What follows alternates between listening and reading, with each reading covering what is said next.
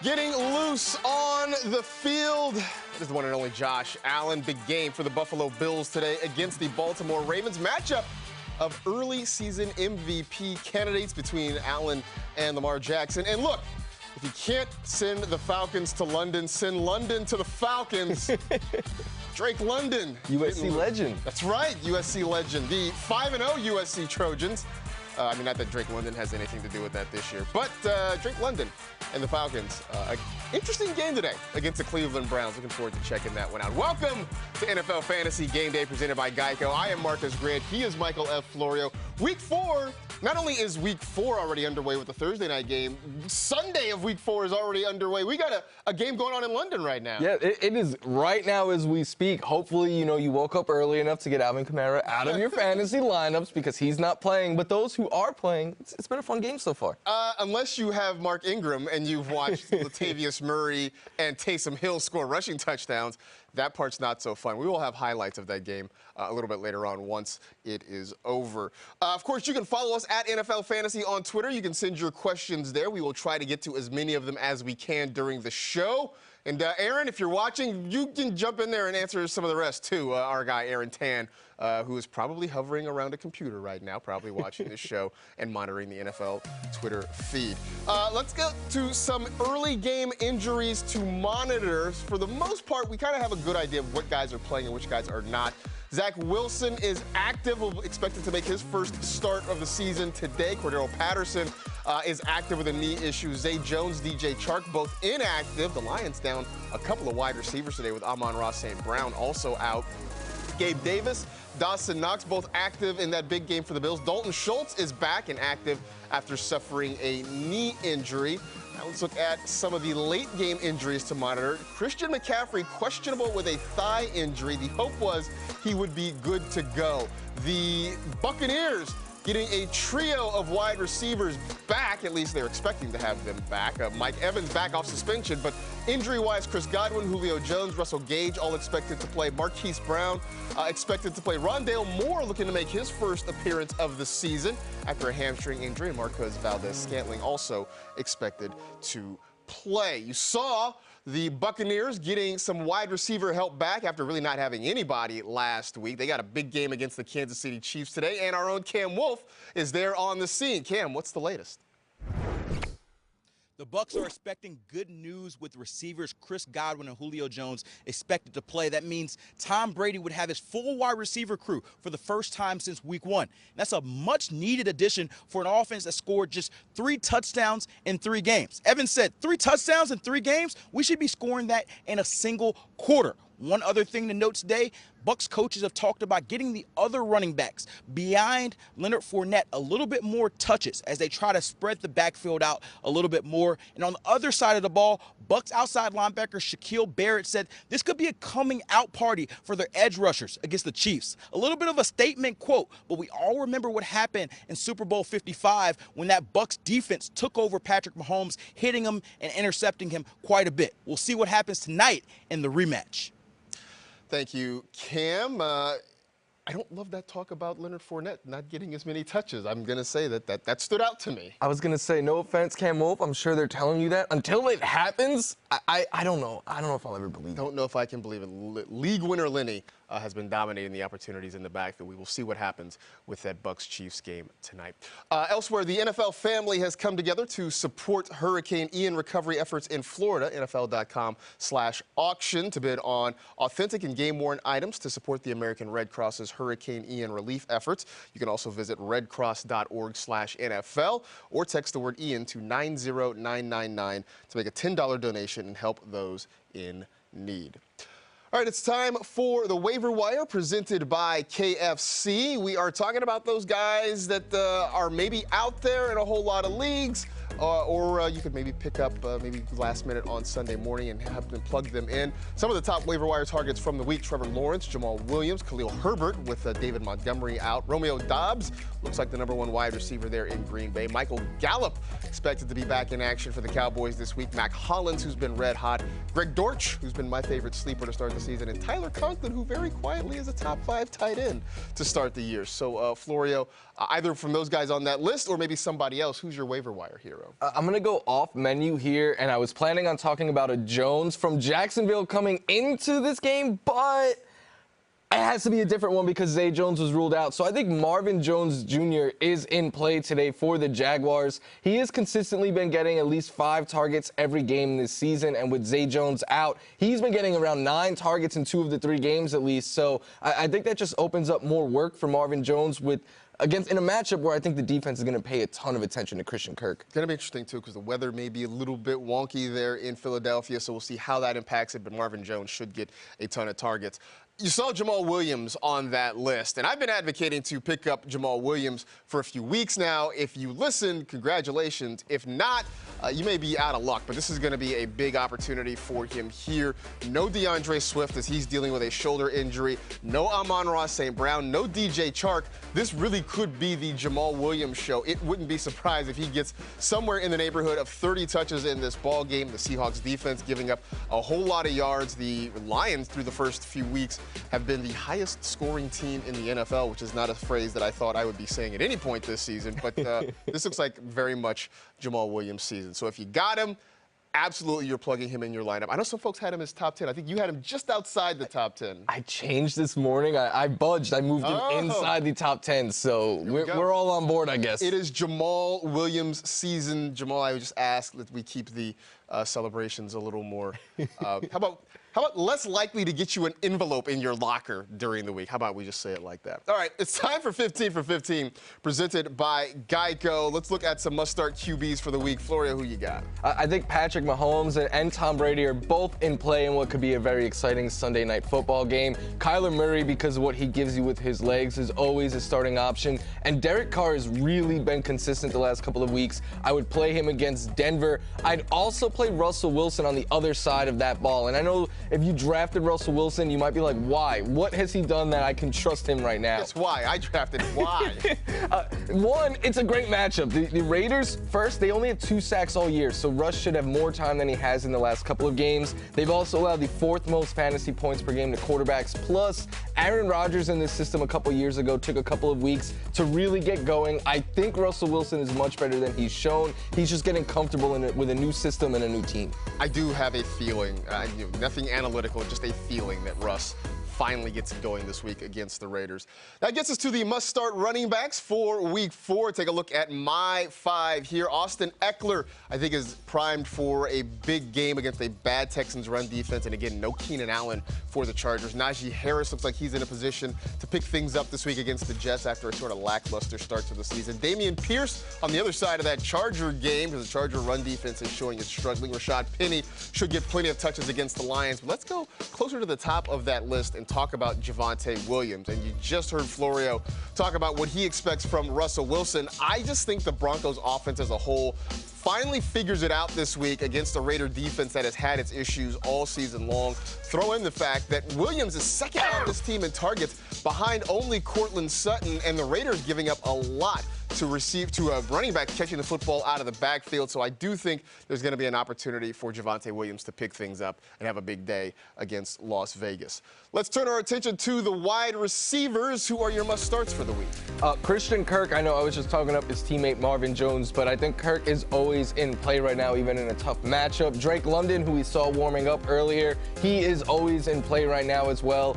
Curtis Samuel just getting so much volume each week. Marquise Brown, we haven't even seen the deep ball unlocked, and he's still a top 12 wide receiver. And then Amari Cooper there. And I will take the L. The first 3 weeks, I had Amari Cooper as a sit, and he had 2 big games in a row. In fact, he is the first Cleveland Brown wide receiver with 2 100-yard games in a row since Josh Gordon in 2013, so nearly a decade. And then the Falcons have allowed the 4th most fantasy points to wide receivers. I think he continues to see a lot of volume. And just like you said earlier, Marcus, I think this could be a sneakily good fantasy game between these 2 teams. I really do think so. And you're not alone. I will take the L with you on Amari Cooper because I was like, I don't want him. Trade him away. He's not going to be great. So, you know what? I will sit here and admit to you when I am wrong. From the wide receivers to the tight ends, my top 5 must-starts for the week. Kyle Pitts look, he's getting the targets. At some point, the big-time production is going to come.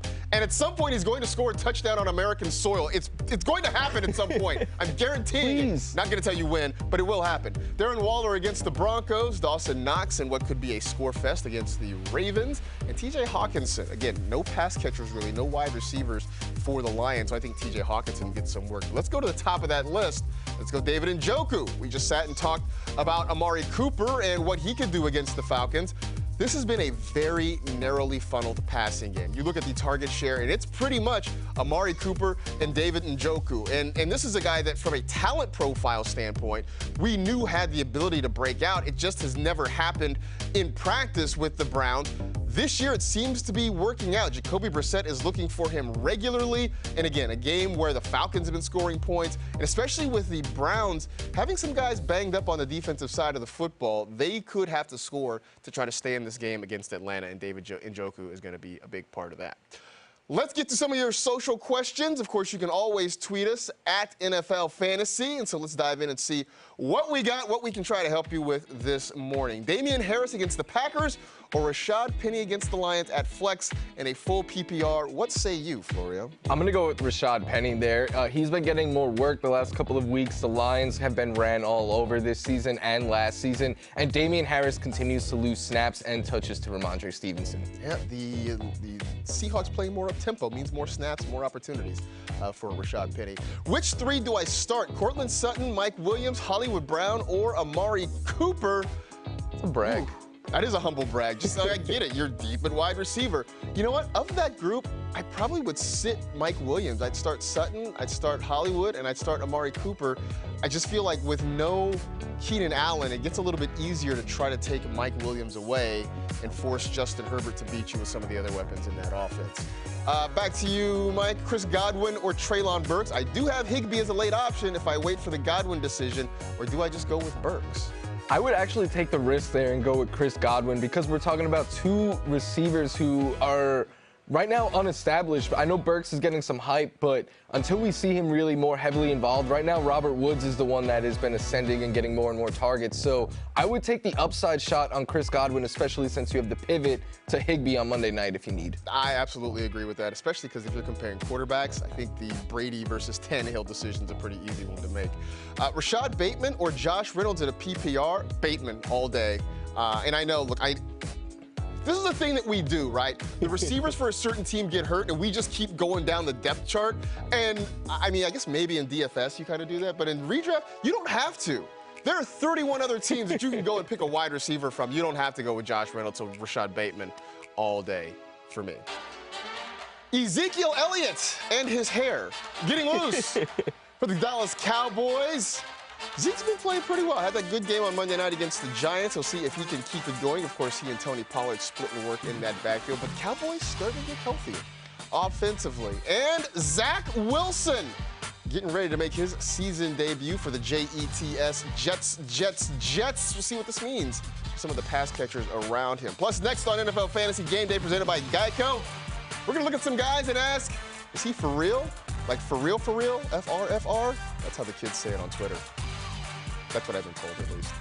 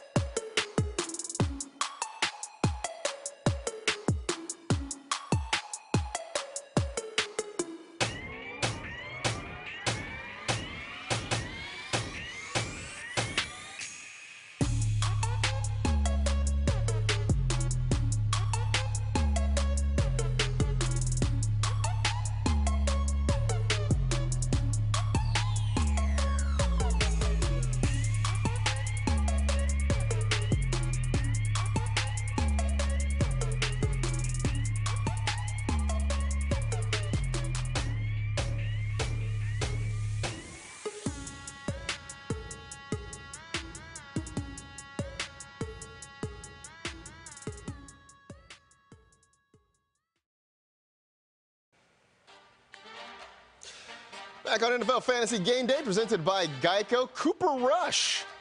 It's like the Revenge of the Redheads today. I mean, we got Andy Dalton playing over in London. We're going to have Cooper Rush playing for the Cowboys today. I don't know if you heard, there's no quarterback controversy in Dallas. Oh, well, that's good.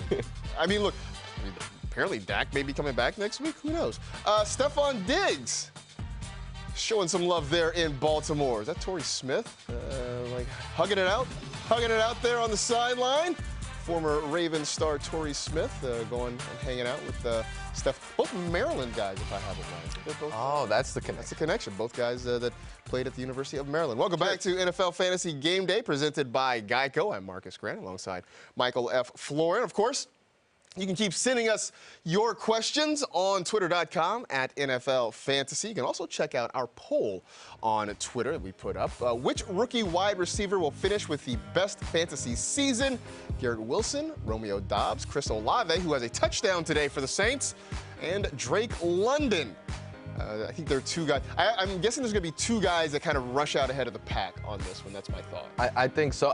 I would vote for Drake London there of those four. I would too, because I came into the season, not just because, fight on and everything, but also because I came into the season saying he would be the top fantasy rookie wide receiver. So I'm going to stick for that.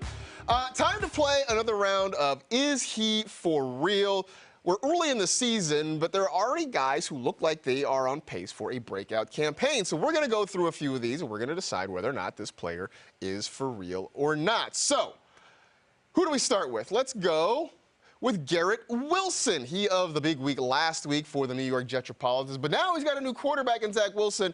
But what we've seen from Garrett Wilson, is he for real? Yes, Garrett Wilson is for real. I mean, this guy was a top 10 pick in the NFL draft for a reason. He was one of the top wide receivers in this draft class, and he's done nothing but ball out with the opportunity, and he's been doing it with Joe Flacco as his quarterback. Now, the only concern I have with Garrett Wilson is how is the targets going to be distributed with the quarterback change in Zach Wilson. But if the Jets and Zach Wilson, care about winning, I think they're going to continue to throw the ball to one of their two best playmakers, which are Elijah Moore and Garrett Wilson. Garrett Wilson was rated as one of the top wide receivers in this draft class, and yeah, it took a week for him to kind of get up to speed, but it looks like he is going to be the primary target. We're still sort of waiting for Elijah Moore to get going, but I don't have any concerns about Garrett Wilson.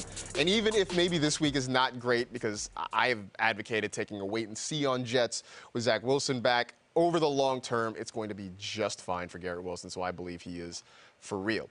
Khalil Herbert, who has a huge opportunity today with no David Montgomery. They're playing against the New York Giants. Look for Herbert to get a huge workload, but had a breakout game last week. Is Khalil Herbert for real? Yes, I think he's for real. I don't think he's going to give you 31 fantasy points every single week, but I think he's a real risk to not only be, I have him ranked as a top 15 running back this week. I think he's in play until David Montgomery returns. But then after that, he's going to remain heavily involved, I think. And I think that could make the Bears' backfield kind of murky once they're both healthy. That's going to be the concern, is when Montgomery's back, because he's going to, at least on paper, be the starter again. But you're going to have Herbert there getting opportunities. Right now, the Bears are winning, but they're not necessarily an offensive juggernaut, so you wonder if there's going to be enough to sustain both of these guys. But in terms of just him this week, I think he's absolutely for real. The question is it going to be the same once Montgomery is healthy? Over to Philadelphia. Last year, we saw Devonta Smith kind of have some weeks. Then A.J. Brown came in. Everybody's like, well, what's going to happen? And then Devonta Smith went kaboom last week. Is he for real? He is very much so for real. And I'm willing to take the Devonta Smith L. I wasn't doubting him and his talents. I was just doubting if there was enough volume. And Jalen Hurts taking that next step forward has proven that, there's easily enough to support the top two wide receivers here. Remember when he was too skinny to play at the NFL level? Right. And then 170 yards last week. The guy won a Heisman. He was the best. You can make the argument he's been the best college wide receiver ever.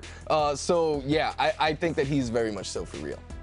Yeah, I want to be too skinny like that, apparently. The guy had 169 receiving yards last week against Washington. Both he and A.J. Brown are a great dynamic duo together, and now I think we've learned that there is enough passing volume for both those guys to eat in that Philadelphia offense. Trevor Lawrence, who was off to a decent start. Last year was a bad start, but you can't blame that on Trevor Lawrence. It was just as dysfunctional as you could imagine there in Jacksonville, but things are turning around for T-Law. Is he for real? He is for real for this season, but not for this week. I think you just take his rookie season and you throw it out, and I don't usually like to do that, but like you said, Marcus, no one has ever been dealt a worse hand as a rookie than Trevor Lawrence was last year. There's a reason we were calling him a generational talent, and now with a coach that can help him develop and make a pass-happy system, he's playing really well. The only reason I say not this week is because I think the Eagles' defense just might be the best in the NFL. I think Trevor Lawrence is real-ish. I think this year you're still talking about him maybe as a streaming option at best, kind of a fringe QB1. But the way the Jaguars are putting things together, and you see, obviously, the backfield is solid with James Robinson and Travis Etienne. Their wide receiver core is coming together with Christian Kirk and Zay Jones when Zay Jones is healthy. The pieces are in place for Trevor Lawrence. It's going to take a little bit of time to get up to speed. So I say this week or this year, he's still kind of a fringe QB1, but the future is bright long term. So for those of you in dynasty leagues out there, you're in good hands. Last one, Isaiah McKenzie. I think a good opportunity this week in what could be a very high-scoring game. But is he for real, for real? I'm going to go with real-ish like you just did for Trevor Lawrence. I liked him a lot coming into the year, so I have him on a bunch of fantasy teams, and I've been happy with the production so far. The only thing, Marcus, is I'm still always a little weary about starting him because of the volume concerns. Like, there's still Gabe Davis and the running backs and Dawson Knox all behind Stefon Diggs competing for targets. So I like him. I just want to see a little bit more consistency before I think you could start him every week. I think that's sort of the issue, is that there are a lot of places for Josh Allen to go with the football. And while Stefon Diggs is going to get his every week, who comes behind him is going to be a question. Will it be Gabe Davis? Will it be McKinsey? Will Dawson Knox see those? So that's going to be the hard part about Isaiah McKenzie to peg. I think this week you can probably start him against the Ravens, but week to week, it's going to be kind of a dicey proposition. Hey, remember the last time that Andy Dalton and Kirk Cousins played a game in London? Yeah. It ended in a tie. There's less than 2 minutes to go in London. It's tied at 25. Just saying. I'm rooting for a tie. Just saying. All right, let's take a quick break. We'll come back with a little bit more in just a bit. There's Saquon Barkley. They say Quanaissance is in progress. See him getting loose there for a game against the Chicago Bears. Him and the throwbacks. Yeah, man. It's pretty good. Scary That's on sight. NFL Fantasy Game Day, presented by Geico. Things are heating up. We got some burning questions for you. Light the flame. Coming back in a bit.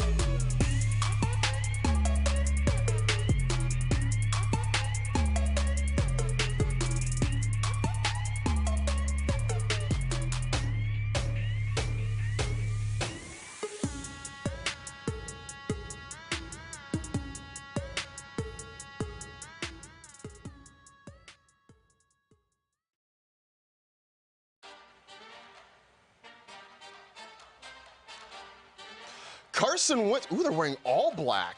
I like it. I like that. The Commanders for the game against the Dallas Cowboys. I had heard they were wearing black helmets. I didn't know they were going all black jerseys. I kind of dig that. They should wear that every week. They should just wear that every week. That's kind of hot, not going to lie. So we'll see if Carson Wentz can bounce back after a rough game last week. Welcome back to NFL Fantasy Game Day, presented by Geico. I'm Marcus. That's Michael. We got plenty to talk about. Of course, you can always tweet us at NFL Fantasy with your questions. But let's take another look at some of the actives and inactives for today. These are the early games. Zach Wilson making his season debut. Cordero Patterson is active despite a knee issue. Zay Jones, DJ Chark out today. Also, Amon-Ra St. Brown out for the Lions as well. Gabe Davis and Dawson Knox are active. Over to the late games, Christian McCaffrey is questionable. Bunch of Bucks expected to play. Of course, Mike Evans also back after his suspension. Marquise Brown, Rondale Moore expected to play for more. That'd be his first game of the season, which may be a downgrade on Greg Dortch. We'll see. And Marquez Valdez-Scantling also expected to play. We just saw Carson Wentz and his teammates with the Washington Commanders getting loose for a game against the Dallas Cowboys. Jane Slater is there, and she's got more on what we can expect today. Cowboys quarterback Dak Prescott is sidelined another week with that fracture to his thumb, although he is eyeing a Week 5 return in Los Angeles. But expect the Cowboys to lean heavily on their run game. One guy that has seen an increase in his snaps by 25% is Tony Pollard, averaging 5.6 yards per carry. But it's what he's doing on first downs that is particularly impressive, averaging 7 yards a carry through the last 2 weeks. Expect the Cowboys to lean heavily on their dynamic playmaker against the Commanders today. It's time now for Burning Questions, where we get to do some of the questions we think that are vexing us, and maybe some of you out there as well. So the first one, should we be concerned about Jonathan Taylor? No. I don't think so. I know the touchdowns haven't been what they were a year ago, but that was the thing. Coming into the year, it was hard to expect him to score 20 touchdowns again. There was the one game in Week 2 where they were just getting blown out, and they kind of didn't give him a bunch of touches. But besides that, this guy's getting over 25 opportunities a game. He's getting more targets from Matt Ryan. In fact, I feel pretty good about Jonathan Taylor moving forward. If someone's panicking, I would try to trade for him. The usage is what we want it to be. Look, at some point he's going to get going again. I'm not concerned. He's got a good offensive line in front of him. He's a good player, a good running back. There's a reason he was the 1.01 in most leagues. Be patient. It's going to get better. Jonathan Taylor's going to be just fine. Our next burning question, when you look at the Kansas City Chiefs, we know that we're starting Patrick Mahomes. We're starting Travis Kelce. Are there any other reliable starts besides those two guys in KC? Those are the two reliable ones, I would say. I think Clyde Edwards-Helaire remains in play as an RB2. I know he's a top 5 fantasy running back on the year right now. I don't think he's that good, but I still think just because of what he's done, he's in play as an RB2. Juju, I think he's a wide receiver 3. He always brings a lot of upside, but not the safest floor. Besides that, Marcus, I don't really feel great about any other Chiefs player. There are really no other guys where it's set it and forget it, which in the past, I guess, when you think about it, we only had 3 guys in Kansas City that were like that before. It was Mahomes, it was Kelce, it was Tyreek Hill. So now we're just down to 2. But CEH, the production has been good. The usage rate has been very confusing and frustrating. And like you said, Juju has not performed the way we thought. And we know MVS has always been sort of up and down. So yeah. I think it's just those 2 guys that we count on week to week there in Kansas City. It's time now for Fantasy Insurance, presented by Geico. We're talking about the moves that can make or break your lineup in any given week. So basically that means sleeper. So who do you have as your week 4 sleeper? I think J.D. Mckissick needs to get a little bit more love. I know we all thought Antonio Gibson is the starting running back, and in week 1 he had a lot of usage in the passing game, but it's been anything but that since. In fact, J.D. Mckissick has at least 7 targets and 6 catches in 2 straight games. He's running way more routes than Gibson is. And last week, the Cowboys allowed 4 catches, 45 yards to Saquon Barkley. If they are trailing in this game especially, I think J.D. Mckissick can have a big day. We are waiting for the J.D. Mckissick game. I think it's going to happen at some point. Very well could be today. I'm going to go with Isaiah McKenzie. And we've talked a lot about this Bills-Ravens game today. We talked about Isaiah McKenzie just a bit ago, asking if he is for real. And while over the course of the season, I don't think so, I think this week he is. The Ravens, no team has allowed more yards, receptions, and receiving touchdowns to slot receivers than the Baltimore Ravens. I think you're going to see Josh Allen get McKenzie involved early, and if he gets into the end zone, there's a very real chance of him having a very nice day. You see that week 3, the 21 fantasy points against Miami. Huge target share that week. Maybe he sees quite a few targets again this week. You know, the Saints are driving. They're down by 3. They're driving, trying to get a field goal. There's still a tie. A tie is still in play in London. We'll see if it happens. In the meantime, let's take a quick break as we get ready for more of NFL Fantasy Game Day. CeeDee Lamb getting ready to go. Had a nice game on Monday night against the Giants. We'll see if he can back that up this week against the Commanders. Cooper Rush still under center, and he knows at least where to go with the football, and that is what we appreciate. Meanwhile, over in Philly, A.J. Brown getting loose. The weather could be kind of nasty in Philadelphia as the Eagles and the Jaguars get set to go head-to-head. Hey, coming up after the break, we got a QB showdown. Josh Allen versus Lamar Jackson. Our fantasy predictions next on NFL Fantasy Game Day, presented by Geico.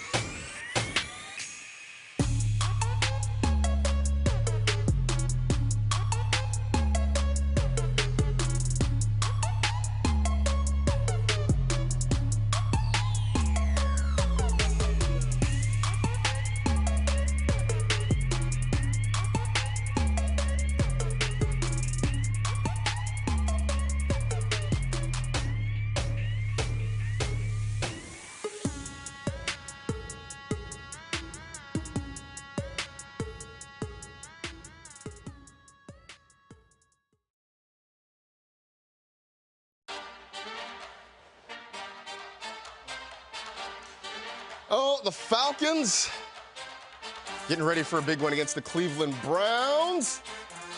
Kyle Pitts signing autographs. And did we? Oh, It just we missed. very nearly had a game-tying 61-yard field goal. Oh, Tony Pollard. We should talk about him too. We'll get to that other thing in just a moment. Tony Pollard and his Cowboys teammates getting ready to take on the Washington Commanders in a long-time rivalry game. A game that means a little bit to both these ball clubs as well. Carson Wentz versus Cooper Rush. Who would have anticipated that being a meaningful matchup in 2022? Here we are. Welcome back to NFL Fantasy Game Day presented by Geico. We were just watching here during the break the Saints lining up a 61-yard field goal to try to tie it as time expired. And Will Lutz off the post and off the crossbar. We're going to show it to you in a second. I'm agonizing over watching this thing. Oh, man, it's the worst luck. Let's get to the flex starts, because otherwise we're just going to agonize over what's happening here. Talking about guys that you could put in your flex this week, Florio, who do you like in that spot? I like Ramondre Stevenson a lot this week as a flex option. I'm flexing him in a league of my own this week. He's been getting more and more snaps the last 2 weeks and more touches, particularly in the passing game. He has really taken that role and ran away with it, and then he's splitting the groundwork work with Damien Harris. So I actually think he is the Patriot running back that you want to play, even though I think a lot of people still view Damien Harris as the starter there. Stevenson, a very good flex option this week. I think that's interesting because Damien Harris is the starter, but he's not really the lead running back in that backfield anymore.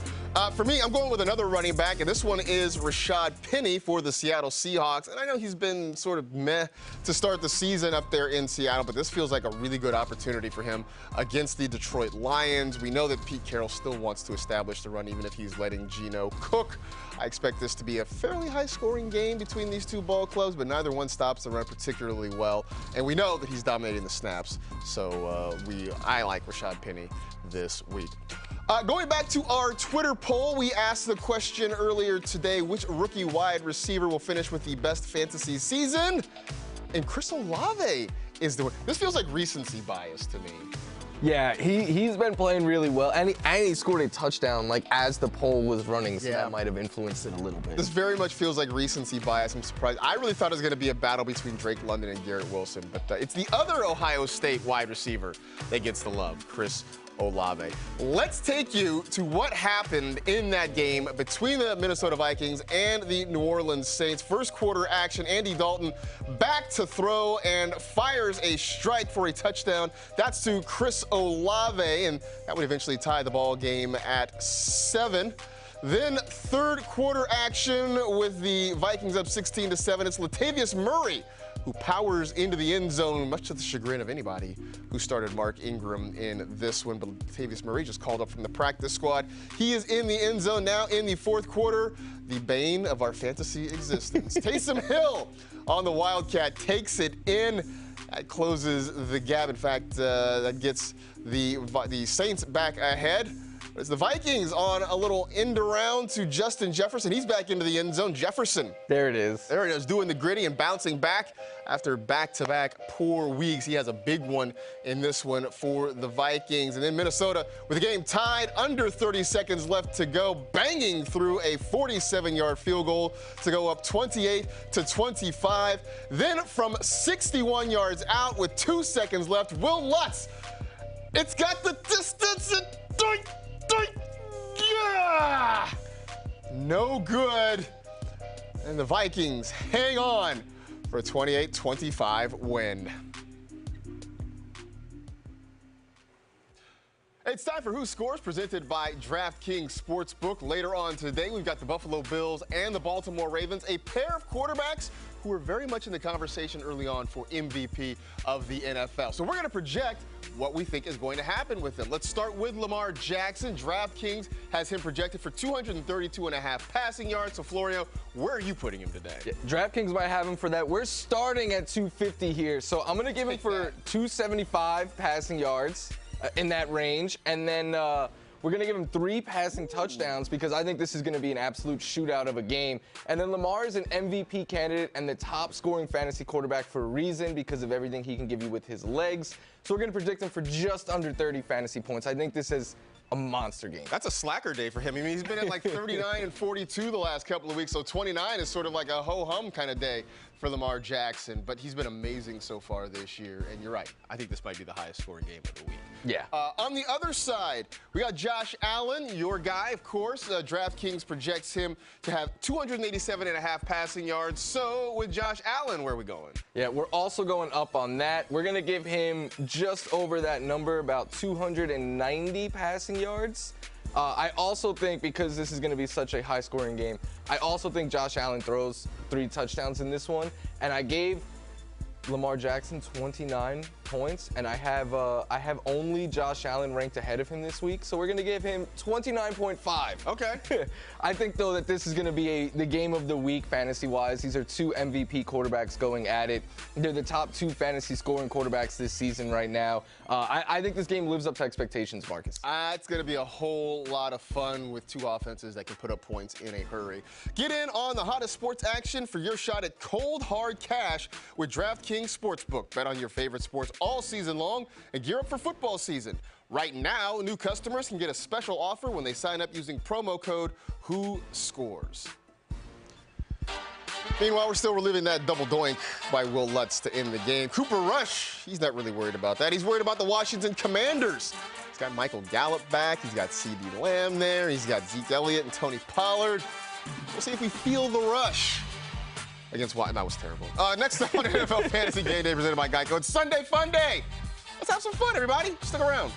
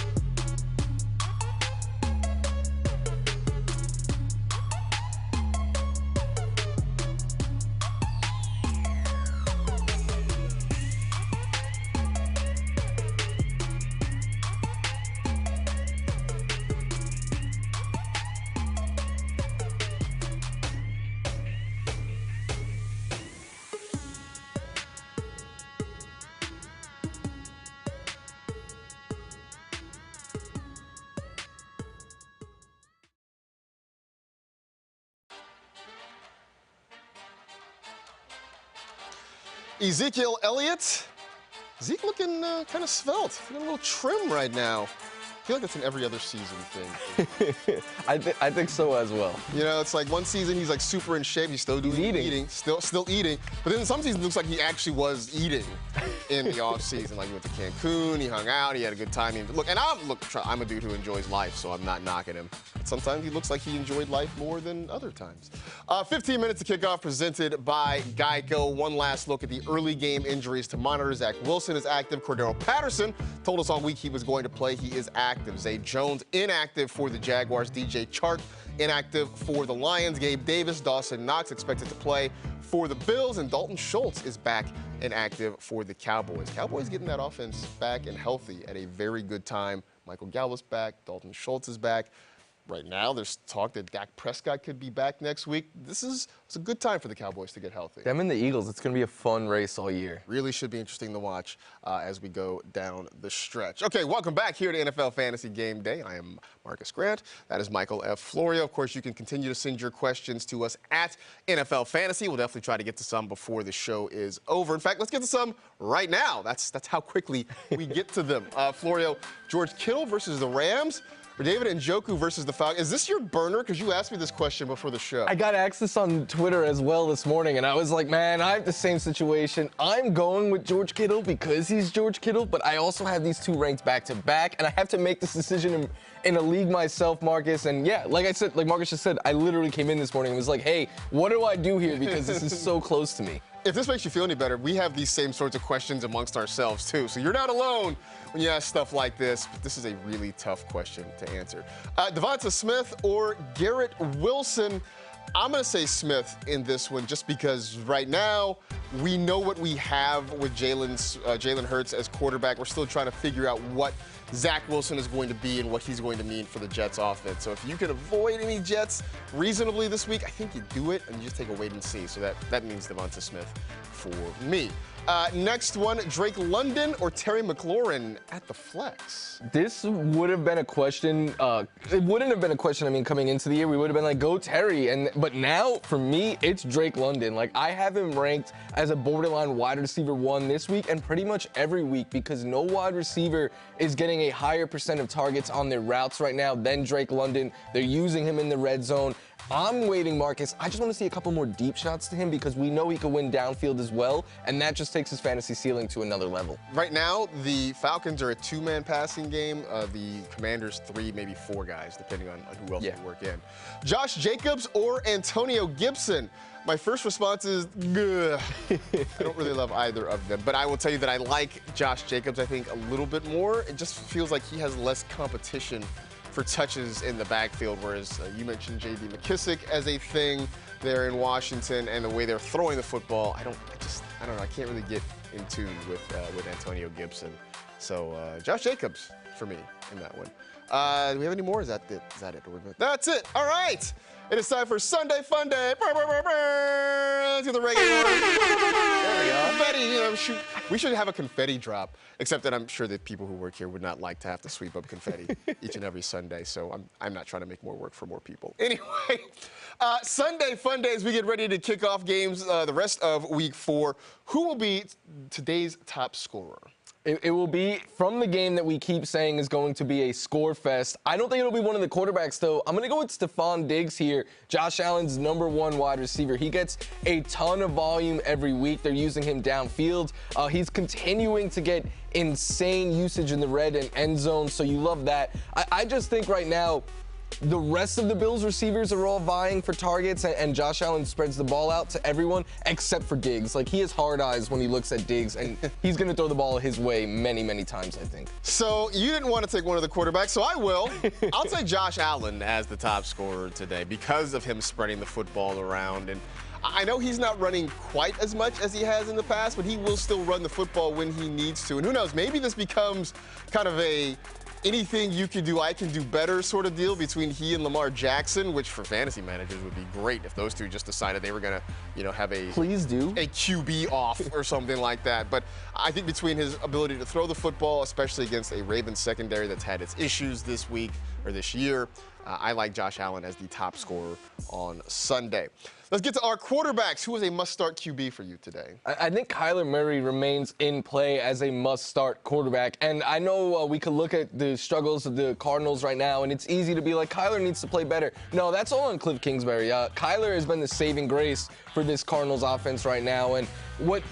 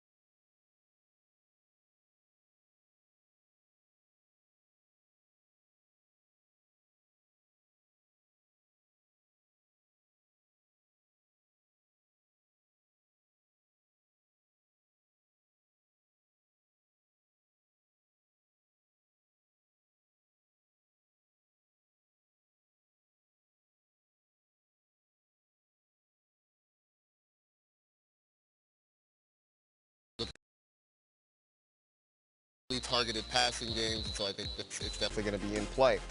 Hey, I don't know if you've heard, but the Buffalo Bills and Baltimore Ravens, we're thinking it's going to be a high-scoring game, and maybe you want pieces of it. And so to that effect, Dawson Knox, I think, needs to be in a lot of lineups this week.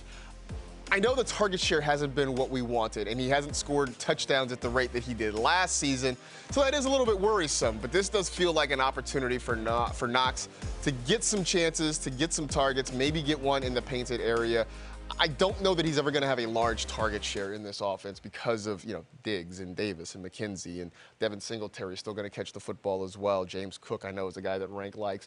So the target share is never going to be great. You're never going to see a game where Dawson Knox gets like 10 targets. But if he can get quality targets, if he can get end zone targets, I think that means something. And I do like him in what could be a high-scoring game this week. That gets us to our bold predictions for Week 4. We get a little bit nutty and talk about some things that, might be kind of considered hot takey in certain quarters of the internet. This is look, don't start tagging us in old takes exposed when we clip these and put these on the interwebs. That's a hot take segment. It's what's supposed to happen. So, what is your bold prediction for the week? Yeah, you want to talk about weird stuff happening. I think the Giants receiver, a Giant receiver, is going to be one of the top waiver wire pickups next week. And it might even be a receiver who's not suiting up today because there's reports that Wan'Dale Robinson and Kadarius Toney are getting closer and potentially eyeing a Week 5 return.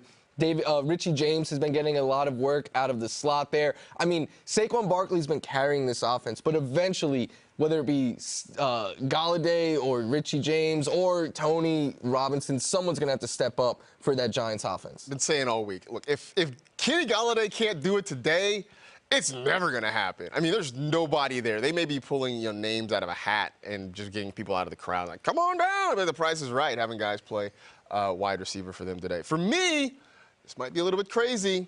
Gino Smith is going to outscore Patrick Mahomes in fantasy today. The Seahawks, I've been saying it all week. Last week, Pete Carroll said they're going to be more up-tempo. They were.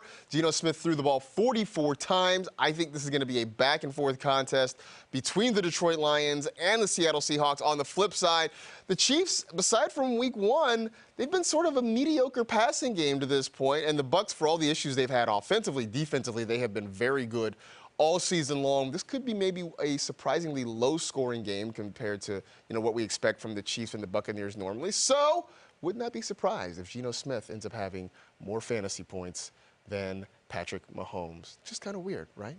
I like Geno. I think Geno, along with Mariota and Brissett, are like top streaming options. Like, this is a very good week for streaming quarterbacks. Wild. Let's go back to our Twitter poll, the final poll results for the rookie receiver that will finish with the best fantasy season, and maybe it's because he was playing while we had this poll up. But Chris Olave gets the win. He beats out Drake London with Garrett Wilson in third and Romeo Doubs coming in fourth place. So people like Chris Olave a lot this year. I love Olave as well. I continue to think Drake London will be the top guy, but Olave, given all his air yards and targets and everyone else being banged up there, I get it.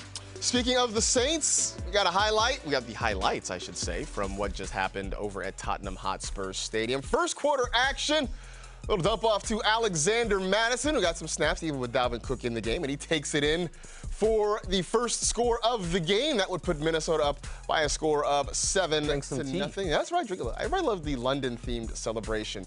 Andy Dalton comes back. Second quarter, fires one into the aforementioned Chris Olave.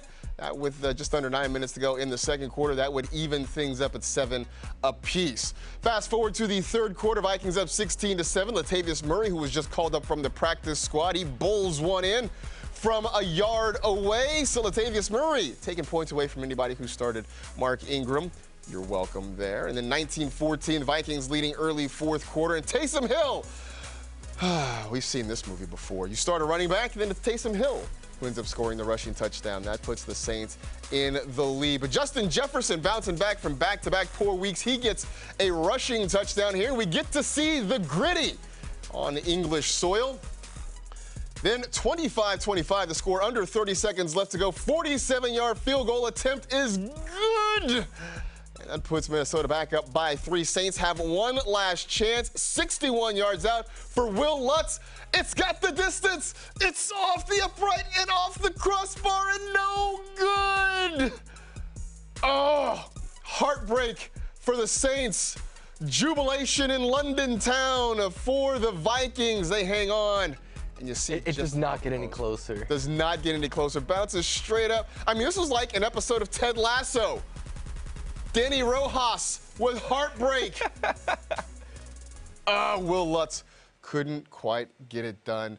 But the upside, a big game for Justin Jefferson. You knew you couldn't keep Justin Jefferson down for very long. No, and I love the volume he got through the passing game, the fact that they're getting creative and allowing him to get a carry near the goal line and score a touchdown there. That's all we need, right? We need teams to get a little bit creative and get their best players the opportunities. The other part of this is with no Alvin Kamara, the Saints' backfield is just a no-go right now. Yeah, even like Mark Ingram, you think like, all right, maybe he's a flex option, and then you watch two other players get the goal line touchdowns, and like that's a rip your hair out kind of moment. Absolutely. By the way, I know a lot of you on Twitter were like, I set 5 alarms, and I woke up and got Alvin Kamara out of my lineup.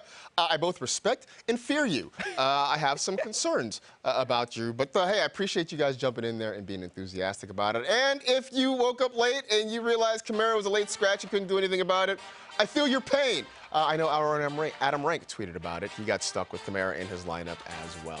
Appreciate you watching. This has been NFL Fantasy Game Day presented by Geico. He's Michael. I'm Marcus. Enjoy Week 4. Of course, we'll be back with you next Sunday, starting at noon Eastern as well. Happy Week 4, everybody. We'll see you.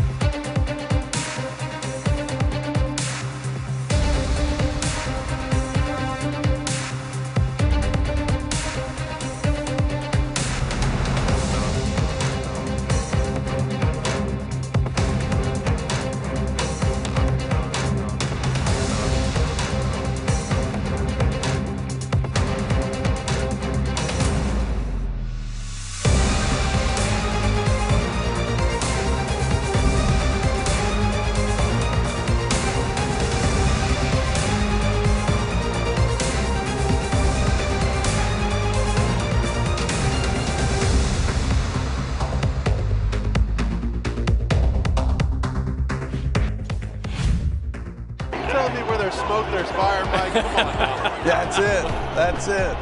3rd and goal. They set it up for Madison. Breaks 2 tackles and weaves into the end zone. Brilliant for Alexander Madison. And the Vikings are on the board. Around the edge and breaking off big runs. 2nd and 8. Cousins to the sideline. Intercepted. Tyrann Mathieu' first pick as a Saint. And what a time for it. The turnover. 12th play of the drive. Dalton looking, end zone, juggling catch made. Chris Olave with the touchdown. Frantically in the 4th quarter for most of the year. They may have to do it again. 2nd and 16. Dalton looking down the sideline. Callaway is there. Sizing it up, and he makes the catch. A great throw by Andy Dalton. Callaway pulls it in. 33 yards later, it's 1st and goal, New Orleans. One of the most prolific touchdown scorers in the league in the last 6 years. Run it downhill. Here he is, Murray, looking, fighting, churning, dragging Vikings in for the touchdown.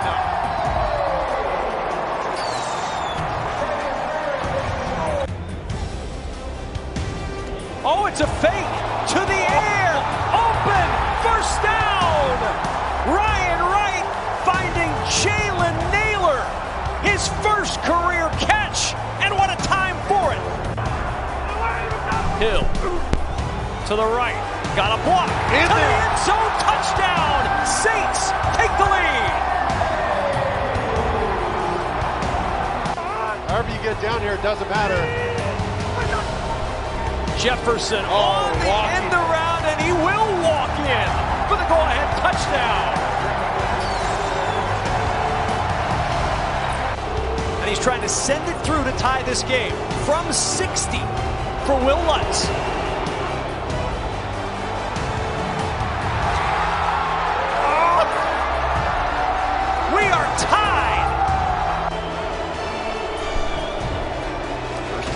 Saints brought 5, airing it deep for Jefferson. He's got it! The home run ball! Hit from Cousins to Jefferson. 47-yard try for Greg Joseph. Good snap, good hold. The kick by Joseph, it is good! And the Vikings take the lead with 24 seconds to play. They try and get some big chunk plays. There's Dalton airing it deep for Olave. He's got it at the 43. They gotta go. They have no timeout, but there's an injured Viking. They nail this sucker. Good snap, good hold. Lets his kick on the way. And it is off the uprights. Double doink.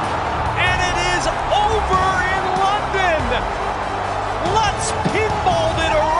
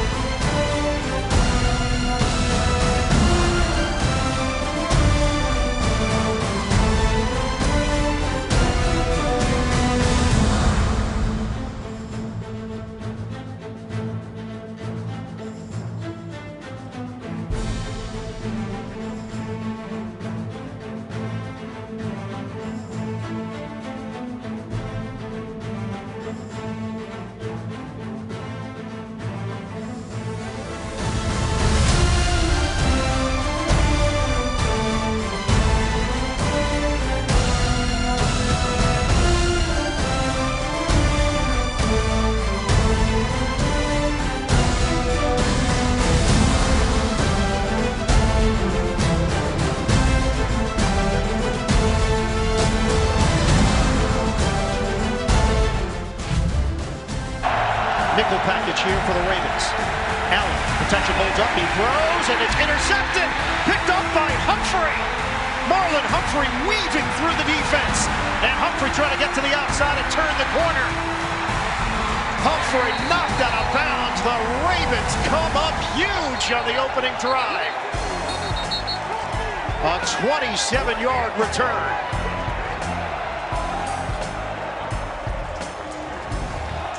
So watch Knox, number 88 in white, as he breaks out, and Humphrey comes off of his coverage of Diggs and just puts himself in a position to where if the ball is awry as it was, he was going to gather it in, and he did.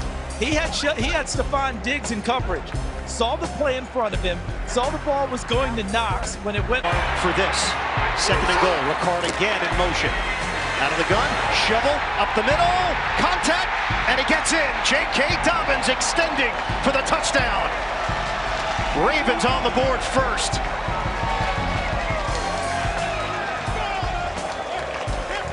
And that's Baltimore Raven football in a nutshell. Your defense doing its job, setting up the offense for this. And they pulled the backside guard, Ben Powers, number 72, to create the kick-out block and the seam for Dobbins. Watch him go right there. There he goes, 72, and then he kicks back, and Dobbins.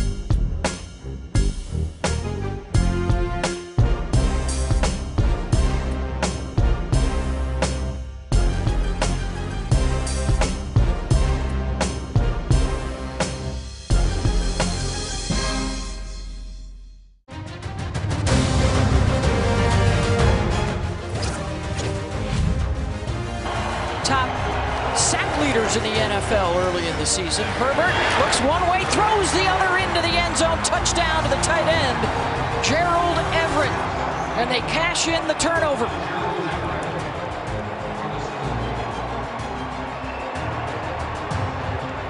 You know, I had a chance to talk to Mike Williams, and I asked him a couple of questions about Gerald Everett. I said, is he more like just a big receiver? You know, he's wearing this number 7, which is kind of a dramatic departure from being in the 80s if you're a tight end. But Gerald Everett, a dynamic performer. I talked to him on the field before the game. 7 yards and a touchdown out of empty. Eagles playing with pace.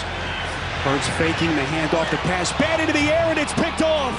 Intercepted by Cisco.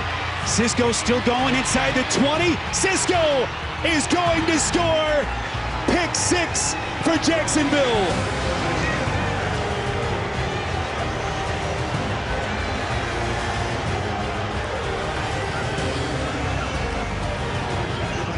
And the Jacksonville Jaguars in the rain here in Philly, making their early statement.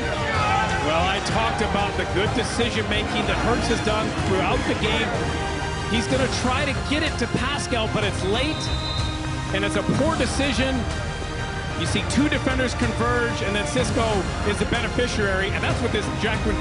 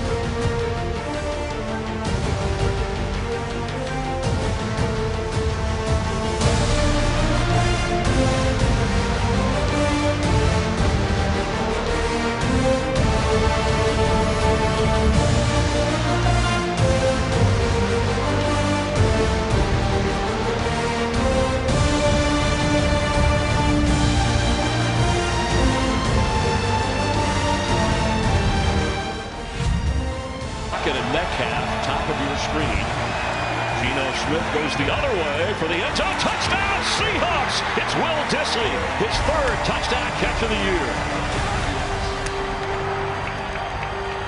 An overhead flip. What a drive, an opening drive. Just 8:24 remain in the opening quarter, and the Seahawks find the end zone. They told us how important their tight ends were going to be coming into today. Watch the placement on this ball by Gino Smith.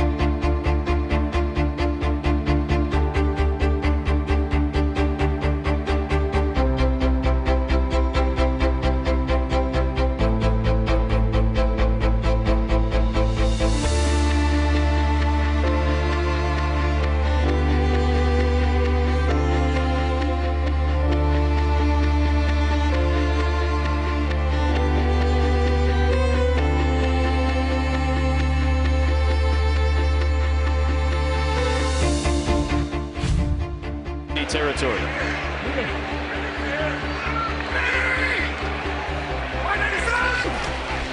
Titans bring 4 and still get to Matt Ryan. That ball comes out loose, and the Titans may have it. It's Bud Dupree getting on top of the football. Danico Autry jarred it loose,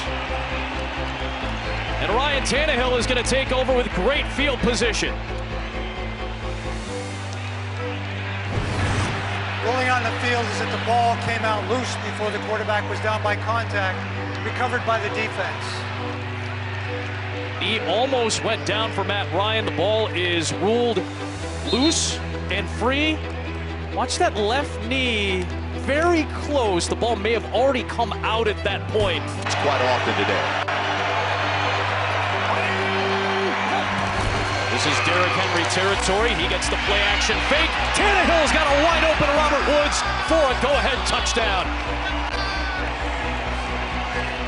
4 opening drives, 4 Tennessee Titan touchdowns. They take advantage of the short field and make it 6-0. Well, it's about taking advantage of the underneath coverage. Watch it step up as Woods gets across the formation in the slot right there. Everybody steps up because why? Derrick Henry's in there. They drop him, and bam, that's as easy a touchdown as you're ever going to find here for Ryan Tannehill. First.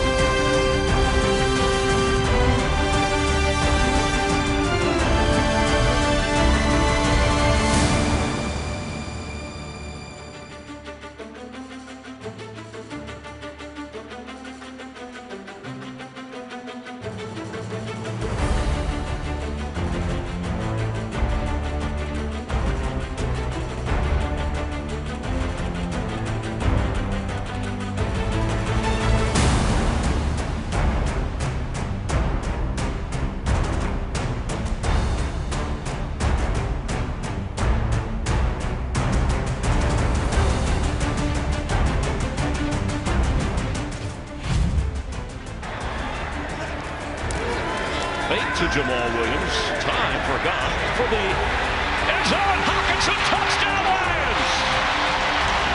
There's a flag at the 20. This may have been defensive holding right here. So that play is going to stand. We talked about T.J. Hockenson in the opening. What a dangerous spread he is. Before the pass was thrown, holding. Defense number 27.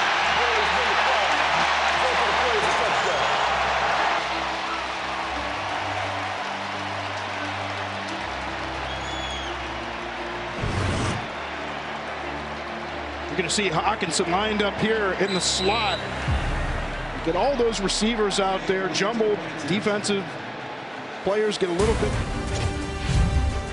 Daniel Jones is coming out, and there is nobody there. Play action again. More good ball handling from Jones. Room to run. There goes Daniel Jones. Touchdown Giants. Key block at the end from Tanner Hudson. 21 yards and a first half touchdown for New York.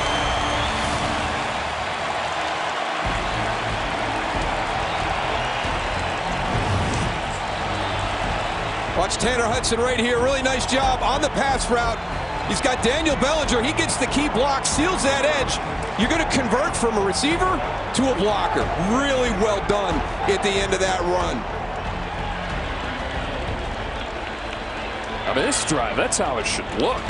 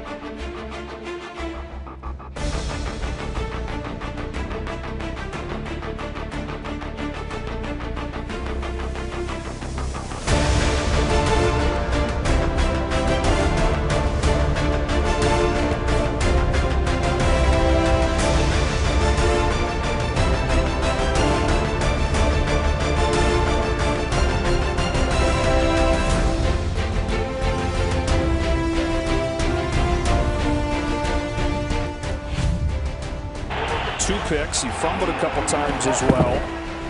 He's going to throw here, much more aggressive to begin. A deep ball for Mooney. Oh, what a shot! Perfectly thrown and hauled in. 51-yard strike. Somebody's taking the leash off. The quarterback this week. Holy cow, how about this? First 2 possessions to start, you're going down the field. And this is extremely well thrown. I thought he might have got it out beyond Darnell Mooney, but a great adjustment at the end to go get that again. These are some of the things that the Bears coaching staff have seen. Would be really good in the red zone. Clock running now inside of 4 minutes left in the quarter. Lawrence to the air. It's caught. Agnew. Touchdown. And how about this start from Jacksonville? Beautiful play designed by Doug Peterson. You see Jamal Agnew in motion, come back into the backfield. There he is in the backfield, right there, and he's just going to go right back outside. Came from the outside, came in, and the Eagles confused, not able to get over there.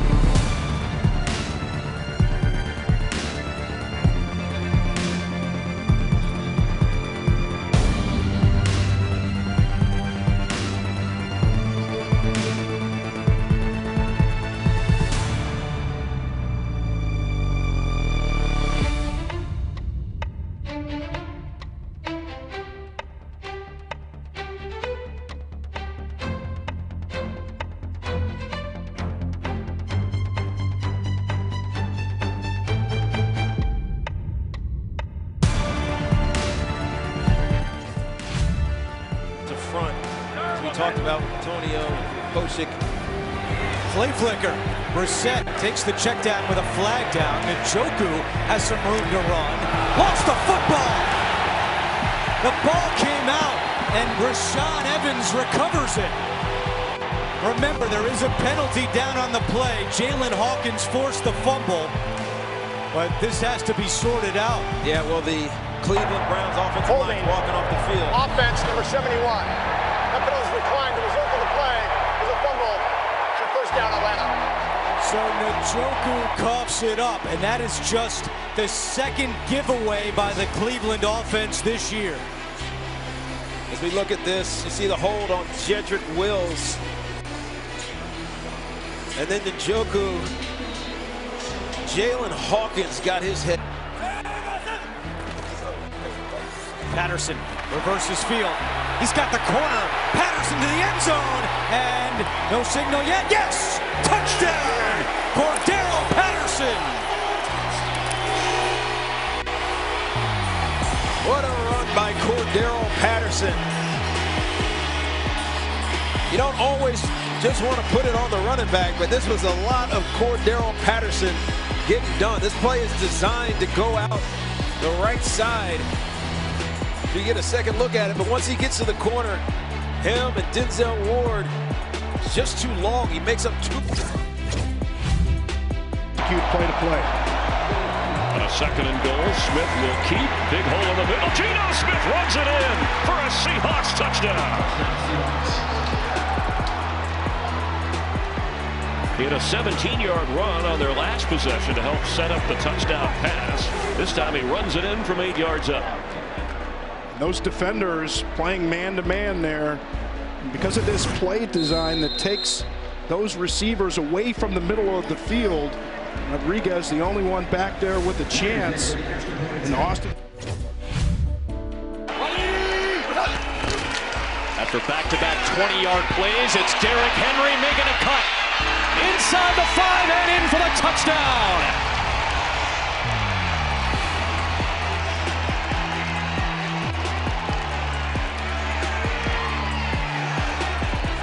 Back-to-back weeks for Henry with a score. He got past Brandon Faison. Yeah, and that's one thing you love to do when you've got an elite level back. Get everybody swarming inside. You bounce it outside, one-on-one with a corner. And the way we think about this, if your corner can tackle your running back, then we need another running back. See what the Eagles have done on fourth down so far this Remember, season. you don't have my line up there, left tackle.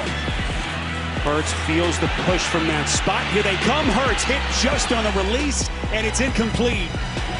Jay, you mentioned it. That's exactly where the pressure came from. Walker and Allen lead the charge for the Jags. They're just so tough when you don't have that left tackle. A really good physical blitz, just pulling him in and then coming off and get pressure, not allowing Hurts to find something downfield.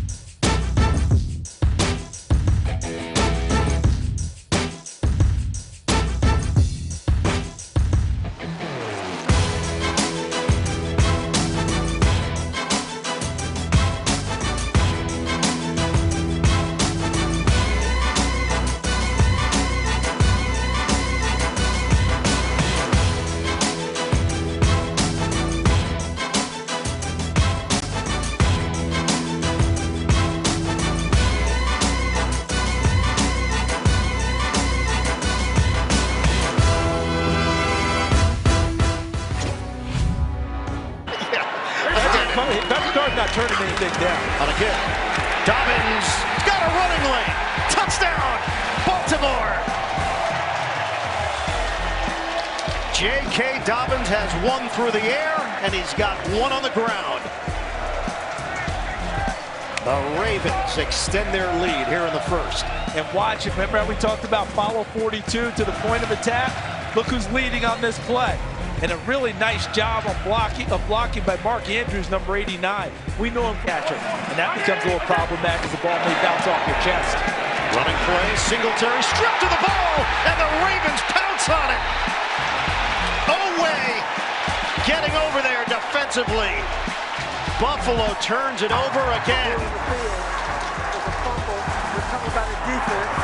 First down, Baltimore. Marcus Williams on the recovery, and it's all clicking right now for the Ravens. Marcus Williams has made a seamless transition from New Orleans to Baltimore, and as you described, Odafe Oweh, number 99, with the strip. Brandon Stevens is there initially, but the ball ends up in the hands of Marcus Williams. There's the strip with the left hand. Now do a good job inside in coverage against the Browns. Double reverse, the pass to the end zone, caught by Wilson from Braxton Berrios.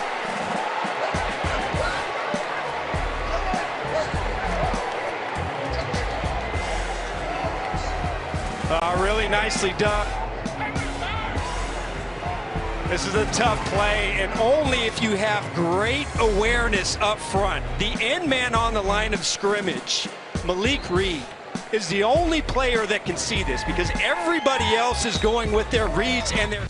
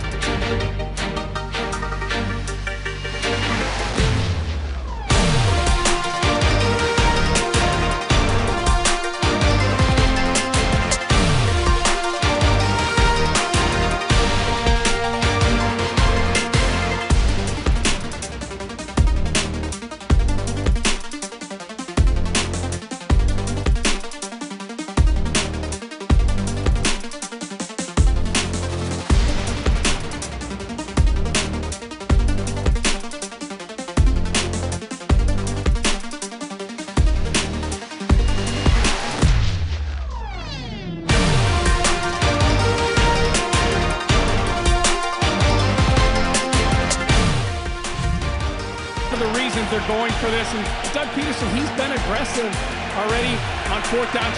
4 for 7 on fourth downs. Look for Christian Kirk here. It would be about a 52-yard kick from here. Lawrence feeling the push. Football is loose. Who's got it? And it's Eagles football. That'll give him a couple of more yards. Fletcher Cox, who had a couple of sacks last week, able to get there for the Eagles. That ball just kind of slips out. Oh, I can't get it. Like that nice, I see what you did there. Back to Eckler. Can he get him there first? first rushing touchdown of the season. Yes, he can. 10 yards for the score.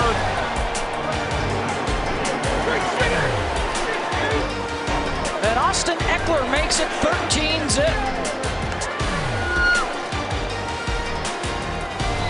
One of those keys for the Houston Texans was to be able to tackle in space. I was going to call it NASA, but I wouldn't be that corny. So Austin Eckler, once he gets out in space, because he's a space back.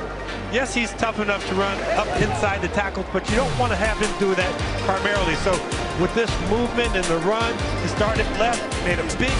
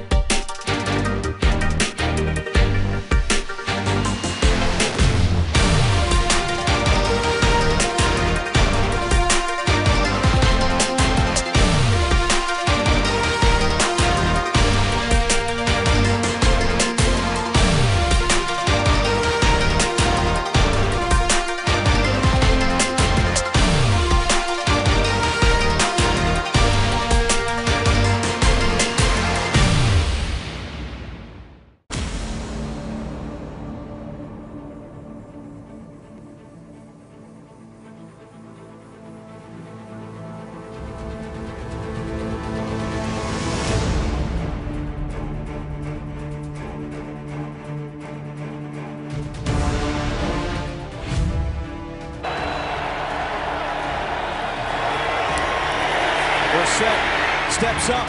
He's going to keep it himself. Brissett has a window. Touchdown! Jacoby Brissett.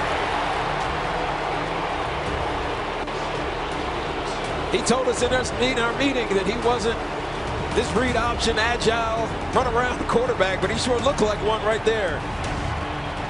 Make it do out of nothing.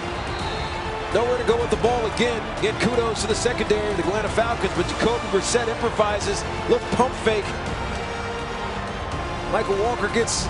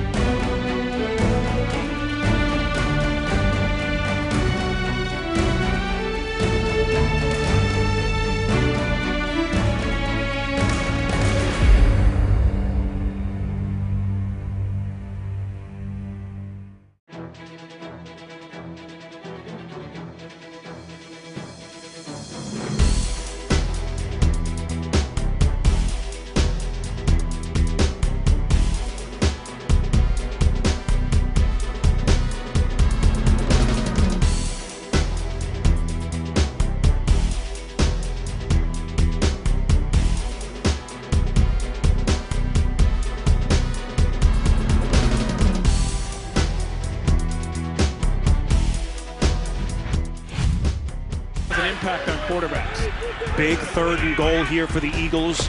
They snap it just outside the 16. Hurts gonna run it inside the 10, inside the 5, tackled right around the 3-yard line. 4th and goal. Big decision coming up here for Nick Sirianni. Big decision for Nick Sirianni. I think he's going to go for it here. You could kick the field goal, make sure you get points, feel good about this drive. But he's decided, hey, we're going to go for it right here. Remember, you don't have your big left tackle, Jordan Mailata, right here. This is kind of like a 2-point conversion. You know, the best plays are quarterback draws like you just saw. The worst plays, statistically, are your fades. I don't think you'll see something like that with this weather. You got A.J. Brown in the slot. Smith in motion. Hurts on 4th and goal. He's going to run for it. Hurts! Football is loose. What's the call here? Now they say touchdown. The officials say that Hurts broke the plane before it came loose. Devin Lloyd with a pop. But the Eagles get their first points. Let's see, does he get across the goal line before this ball comes up? There's the big hit. He still has the ball. He's reaching across. Excellent job by Jalen Hurts to get that touchdown. Love the call with the quarterback draws. So, quarterback draws, regular draws, by far the best plays on 2-point conversions. That's kind of what...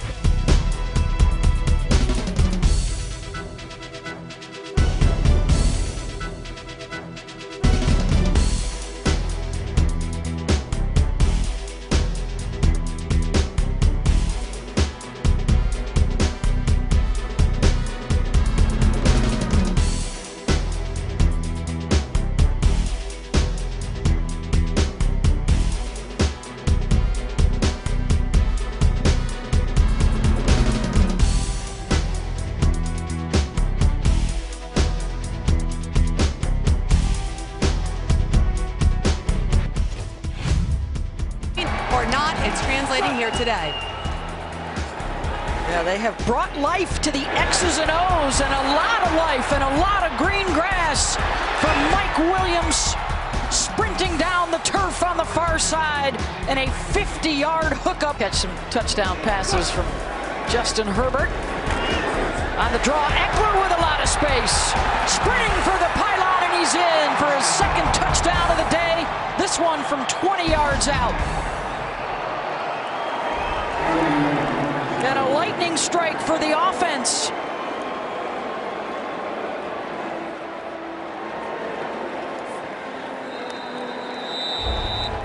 Three plays to go 73 yards for the score.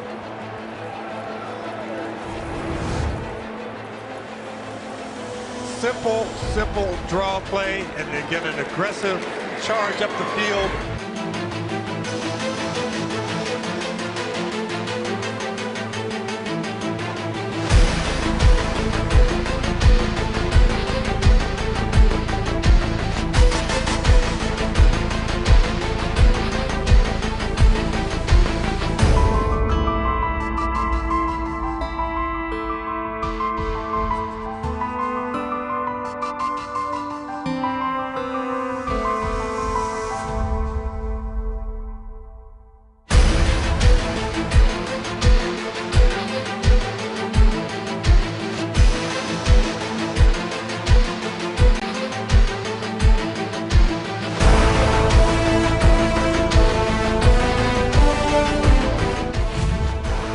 Also situationally, and it bit him right there on that screen pass.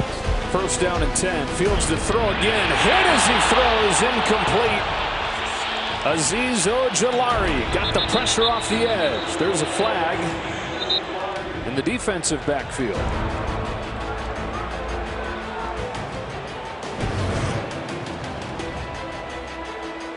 Let's see where that ball is when that hand comes forward. We're looking at it again. It looked like the ball came out and went up. It didn't look like he was starting that motion forward. Azeez Ojulari beating the rookie left tackle Braxton Jones. There's a fumble recovered by the defense. The flag is for offensive pass interference, which is not possible with the fumble. 1st down, Giants. I don't know if the crowd heard that because there was not much of a reaction as There they Carl go. Jeffers gave us the call. There we go. Azeez Ojulari didn't debut until last week with a calf injury, forcing him out of the first 2 games. And he came flying around the edge to force this fumble. Giants have it. Smart play by Kayvon Thibodeau, though, as a young guy, right? Get after that football, you know? Play to the whistle. Did you hear a whistle? Go get that recovery, because that...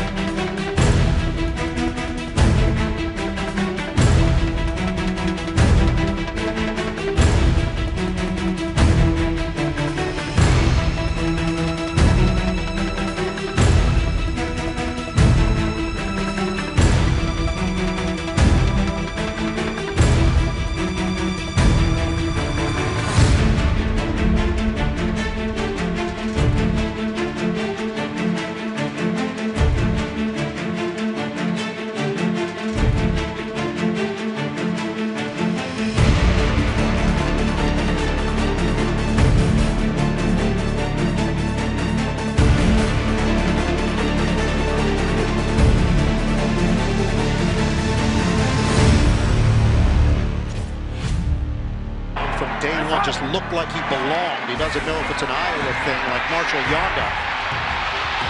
Jackson somehow upright and throws it downfield. The bobble caught! A wild play! Duvernay on the receiving end. How did he do that?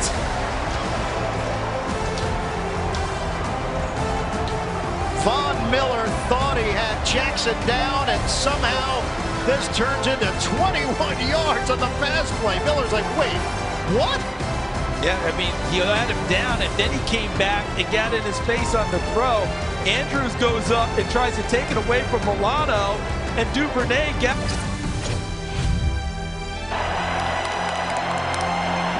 Third and 2. Wentz lofting corner of the end zone. Caught for the touchdown. Jahan Dotson. Well, when they traded for Carson Wentz, these are the throws that wowed them. This is why Ron Rivera pitched the future of this team to Carson Wentz. What an unbelievable throw here to Dotson. Watch this route at the top. Watch, he sits him down and just breaks, but he dropped this ball right in the bucket. Back pylon throw. Really good route there by the rookie.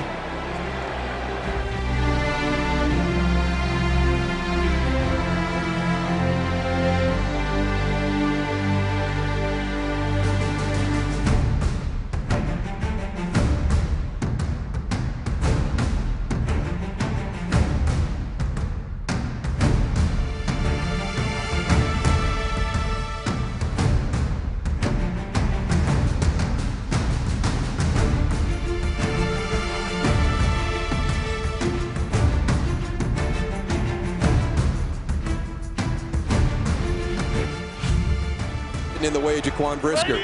2nd and 6. Play action. Room to roam again. An easy trot into the end zone for Jones.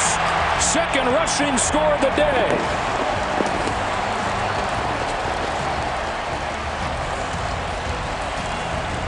Well, I guess I was wrong, Joe. They're going to have plenty of time to be able to continue to run this style of play because the Bears are not making any adjustment. I don't know. Look at this. How does that happen continually through the first half? So who's this on? I mean, like... You've got 2 tight ends there. You're going to crack, and then you've got to... Next man up mentality. It seems like everybody's taking that to heart. Get up, get up! Pitch to Pierce. Good blocking on the perimeter. There he goes. Across midfield. Inside the 10. And he'll take it to the house. 75 yards. With a monster. Troy Hairston blocked to Springham.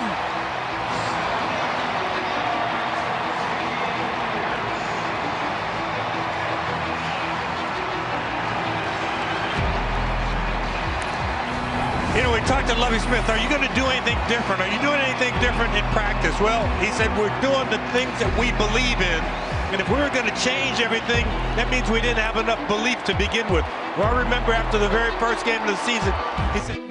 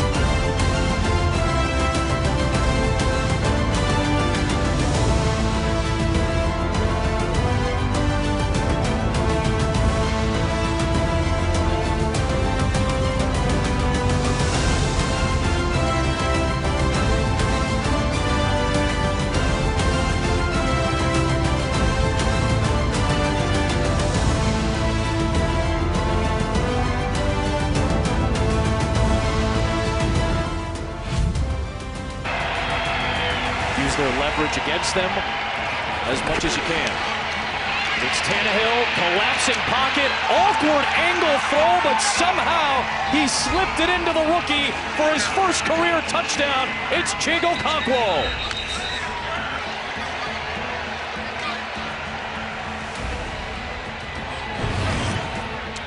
I love it. Tannehill going all the way from the right side of the field. Look at it. This is his third level read, underhand, and beautiful touchdown throw. Look at that arm angle right there as he completes that pass for the touchdown. Okonkwo, the fourth-round pick out of Maryland.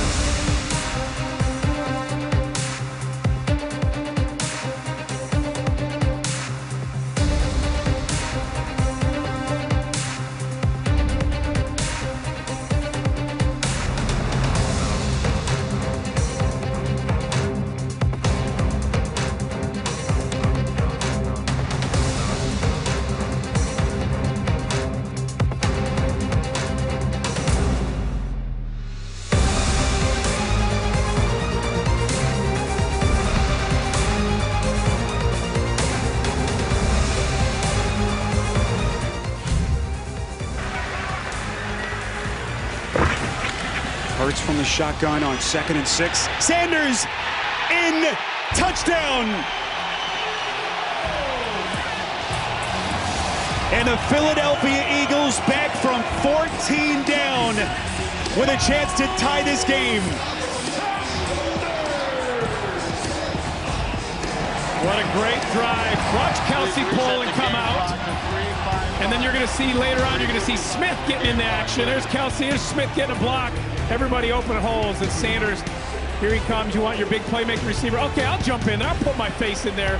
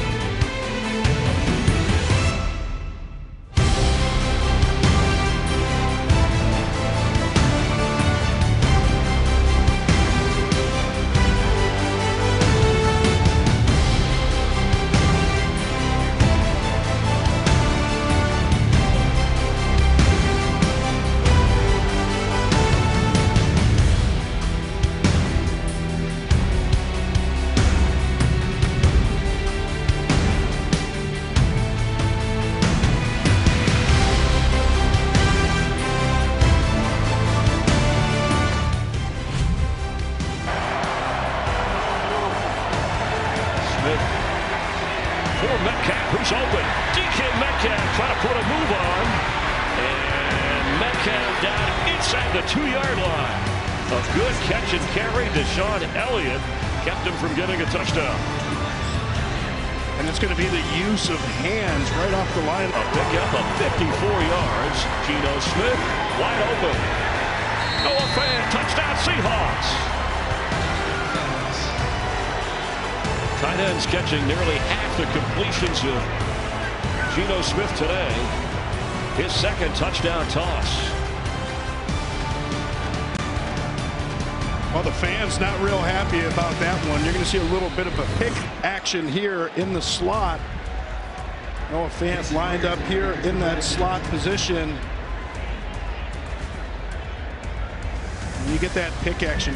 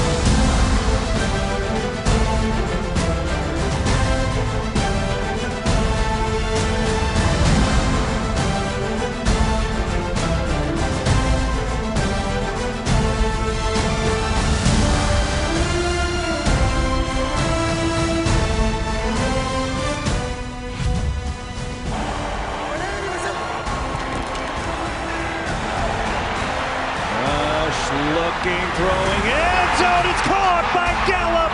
Touchdown, Dallas.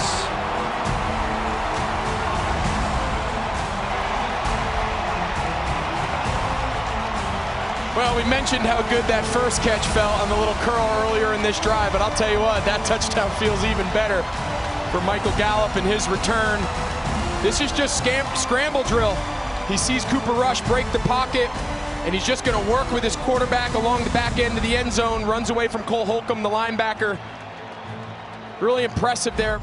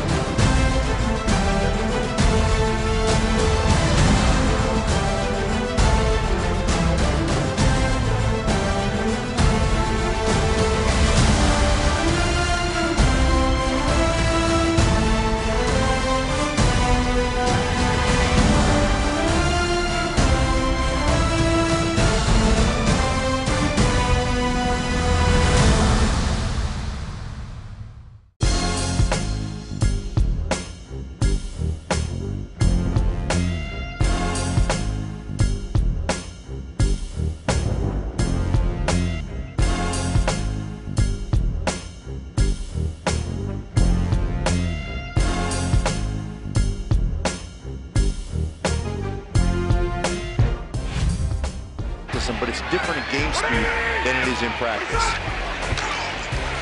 Fake to Taylor, Ryan, he's got his tight end in Mo Alley Cox, and he's in for the touchdown. We'll check the penalty marker, but that would be touchdown number 1 of the season for Alley Cox. Pending the penalty. I think you're going to get an illegal contact. Well, the quarterback was still in the pocket. Legal contact on the defense, number 29.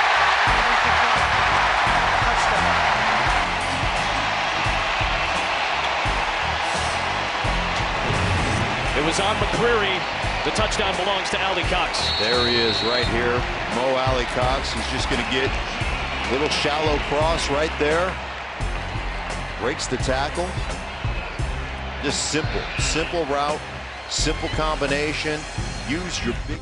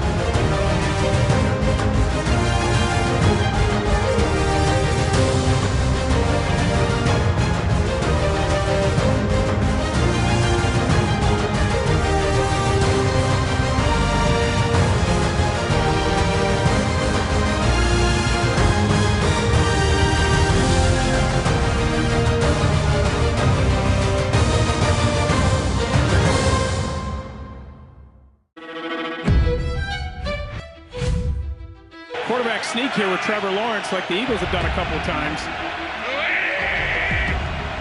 Big 3rd and 1. Lawrence looked like the football came loose. Trying to dive on it.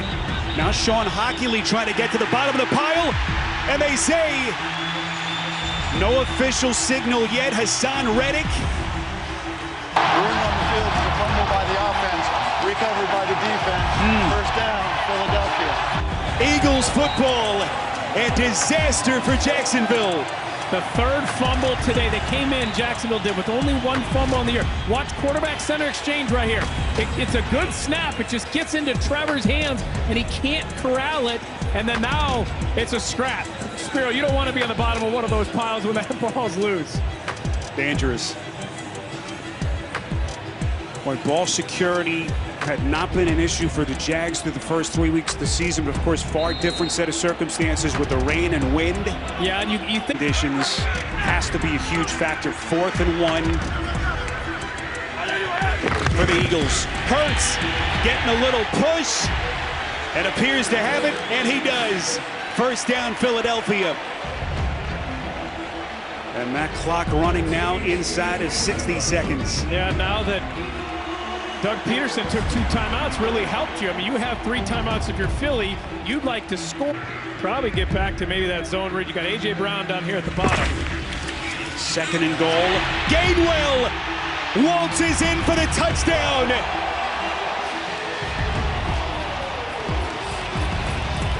And the Eagles take their first lead. That's just zone read, like I said. They were going to read that defensive end. Watch Kelsey come down here and the rest of the offensive line. And then you're just reading it. You're just reading it whether or not you're, okay, I give it to my running back, looking at that outside, whether it's the defensive line or the...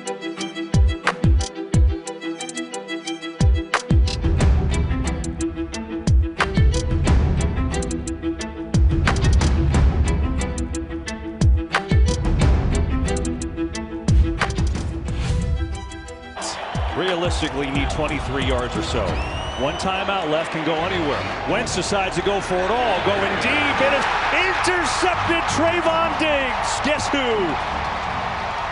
His 2nd of the year. The guy who led the league with 11 last year has number 2. Yeah, he plays defensive back like he's a wide receiver. He's got the best ball skills of any secondary player in the entire league. That ball looked like he was running under a fade. If the ball's close to him, chances are he's... Allen on 1st and goal. Hooks a pass, catch is made, touchdown! Isaiah Mckinsey! And a big one for the Bills. Josh Allen delivers with 9 seconds on the clock. Bunch formation to the front side of the formation, to the right side for Josh Allen.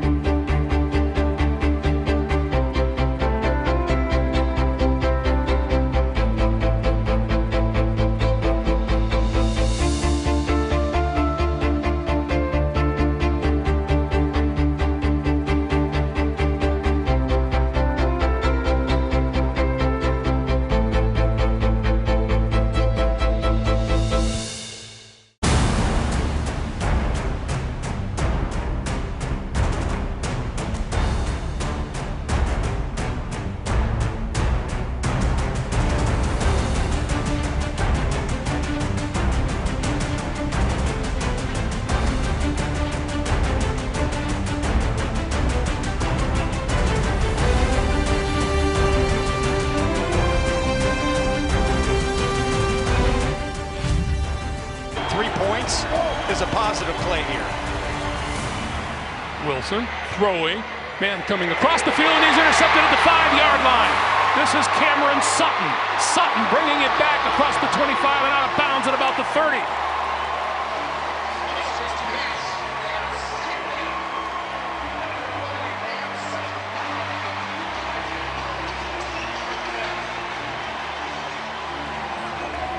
...171 consecutive pass attempts without an interception. That streak is broken. It was the longest active streak in the NFL. Well, Wilson doesn't even see. This is such a good play. Stop it right here by Sutton. He's down here in man-to-man, and he's just reading the quarterback. What great awareness. Not a good throw, but Wilson does not even see, and there's no reason for him to see that corner all the way that far to the...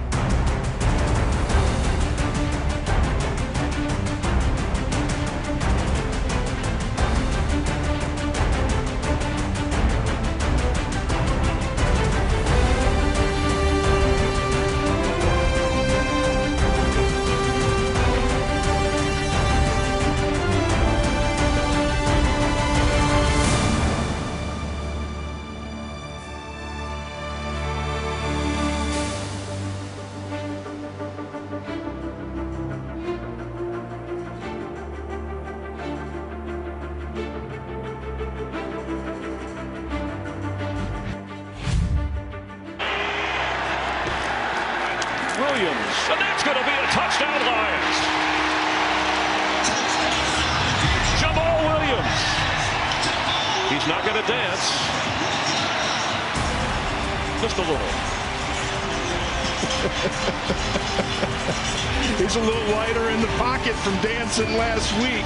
But the right side of that offensive line, Evan Brown, Logan Stenberg, Penei Sewell, smash things down. They talk about mode man winning.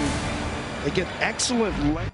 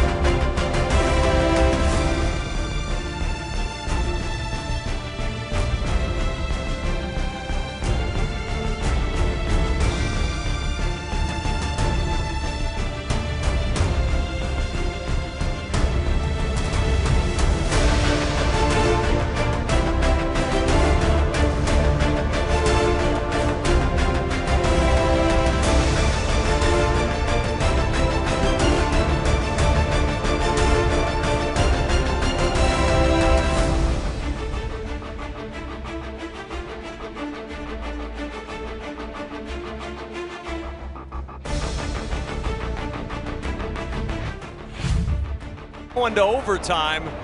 Instead, the upright, then the crossbar, and the Saints are just that close to staying alive. What a finish to Game 1 of the International Series. Elation to devastation for the Saints players looking on. There's plenty of leg, too. Oh, look at Dennis Allen trying to lean it in. He thought it was in. Oh. And Kirk Cousins says, oh yeah, yep, knew it all along. 28-25, the final score in London. And Jameis Winston thought it was going to be overtime. Instead, it's a long flight home. Will Lutz and Blake Gillikin. What a finish to this one. What a game. Excellent. Tottenham Hotspur Stadium. For Mark Sanchez, Laura Oakman, and Jamie Erdahl, this is Kevin Kugler saying so long.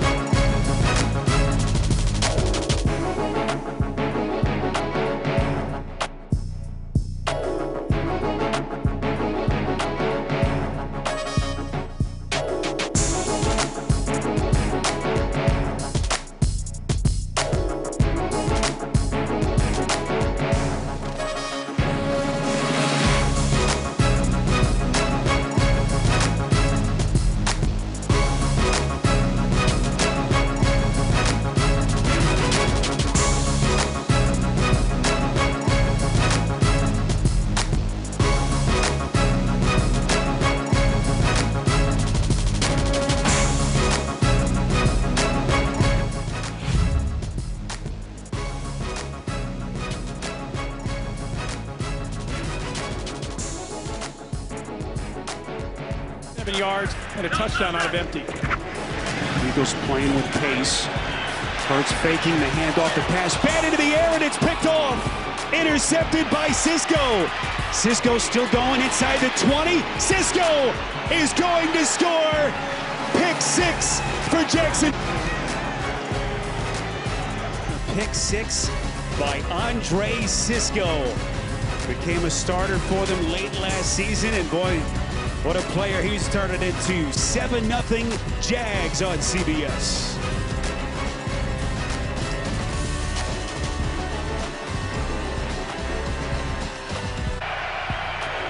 What does Peterson dial up here on 3rd and 4? Lawrence gonna sling it. Near side, it's caught. Wide open is Jamal Agnew.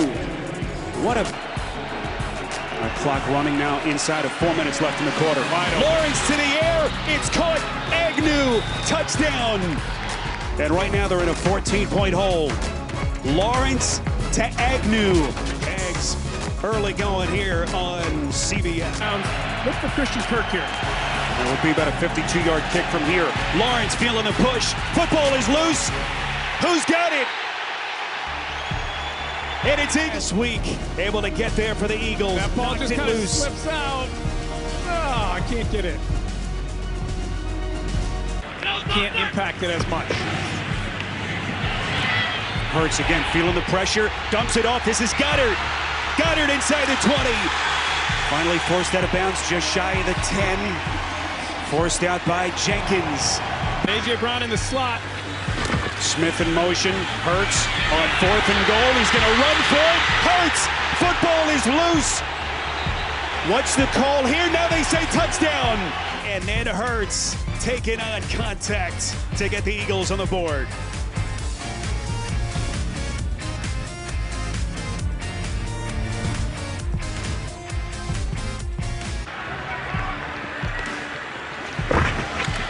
Hurts from the shotgun on 2nd and 6. Sanders in, touchdown!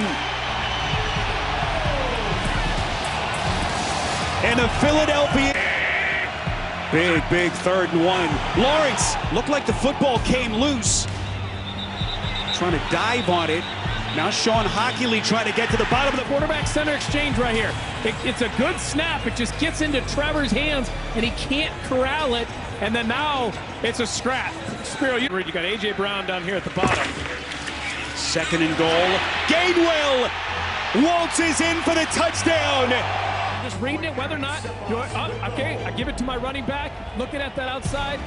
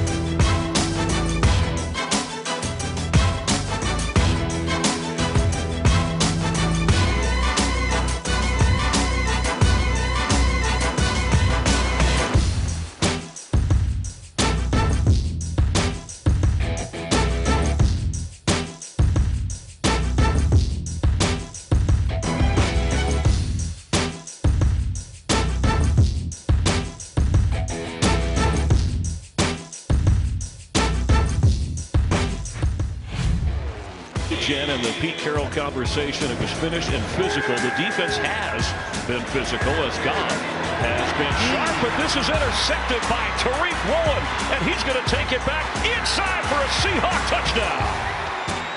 Wow.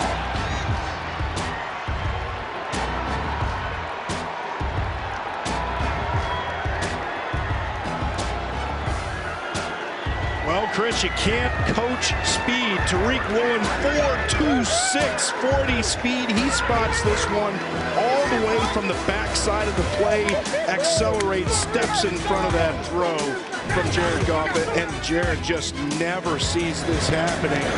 Watch him accelerate at closing speed to get in front of Hawkinson.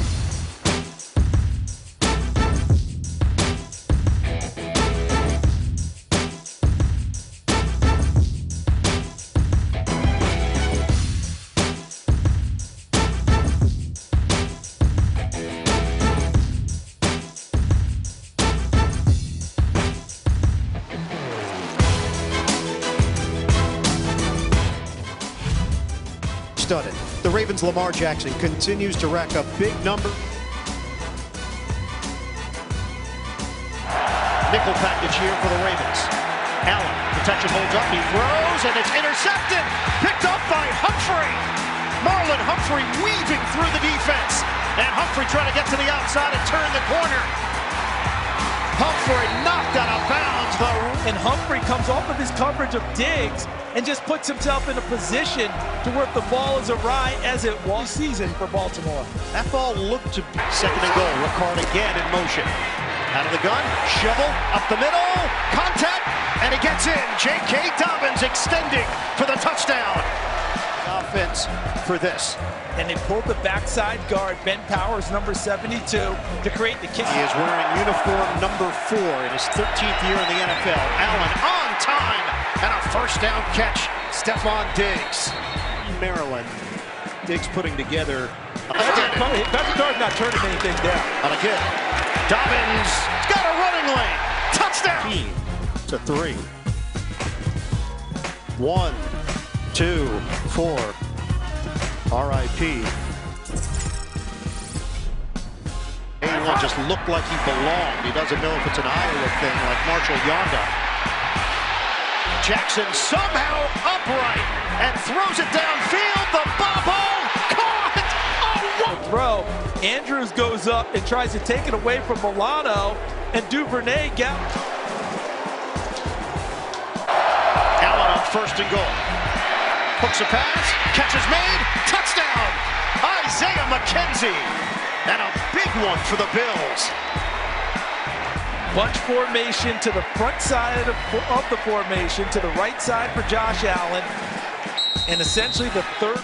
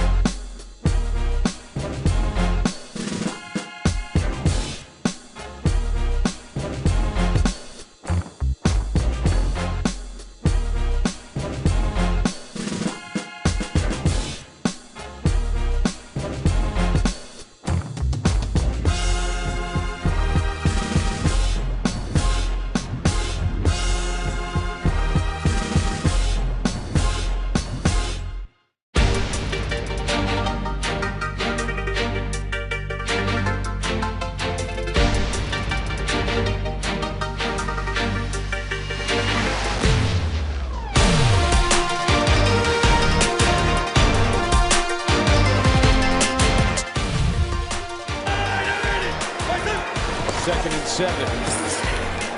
Mariota over the middle, and it is intercepted, picked off by Denzel Ward.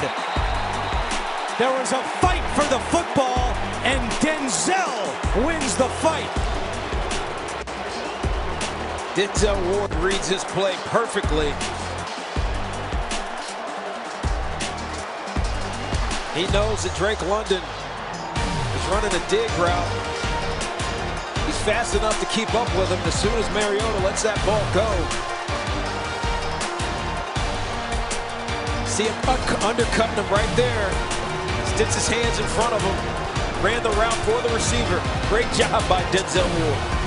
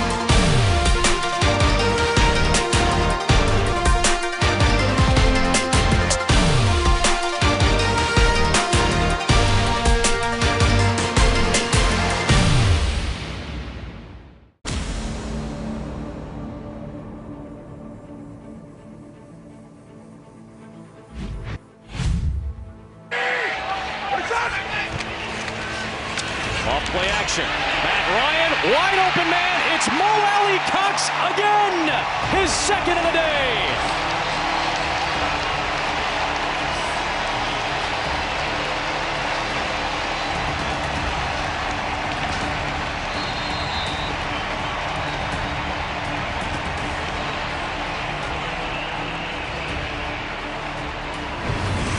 Mo Cox is going to come across the formation right here, and you're just running crossers on both sides. You're drawing coverage, creating traffic.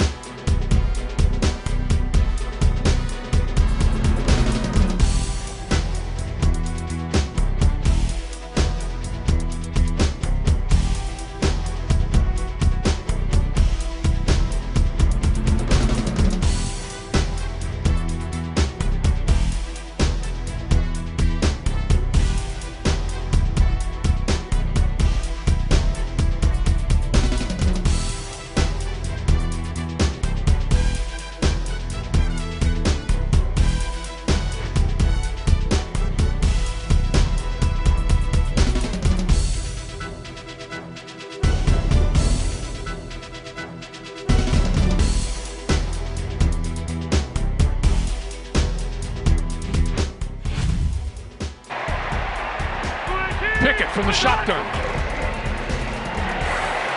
Looking, throwing, deep, has a man open.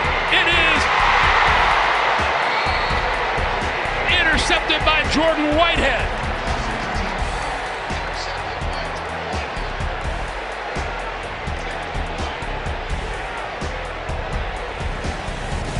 His receiver was open for a bit. Chase Claypool didn't come down with it. Jordan Whitehead did.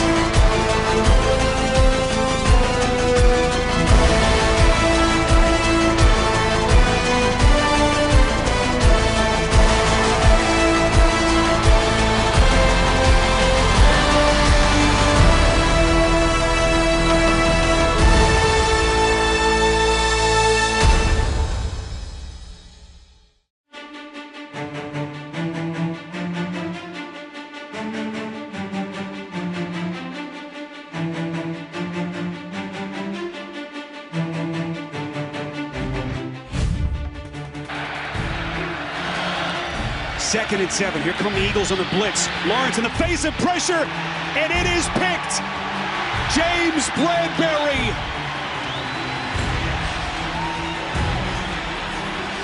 A defensive gem, and another Jacksonville turnover. Trevor Lawrence has not made these kind of poor decisions. He forced this ball to Kirk. Didn't see Bradbury. He comes in front, gets the huge interception. In situations. He's got another one here, 3rd and 6. With time. Tipped and intercepted. Coming up the sideline. Fitzpatrick. Touchdown.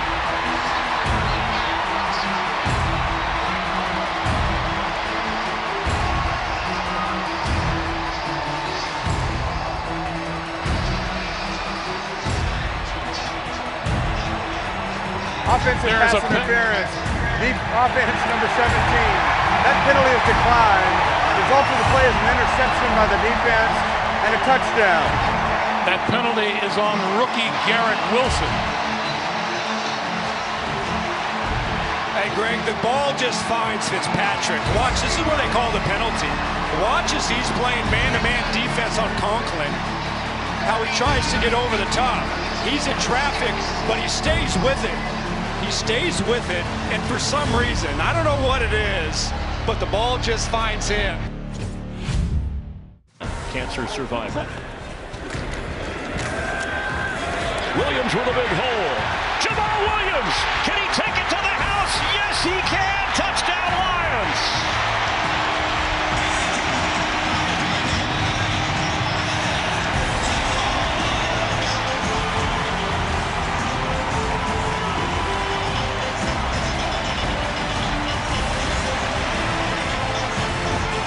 51 yards. He's the designated bruiser, but just because you have it doesn't mean you can't. Look at Jamal Williams take this handoff.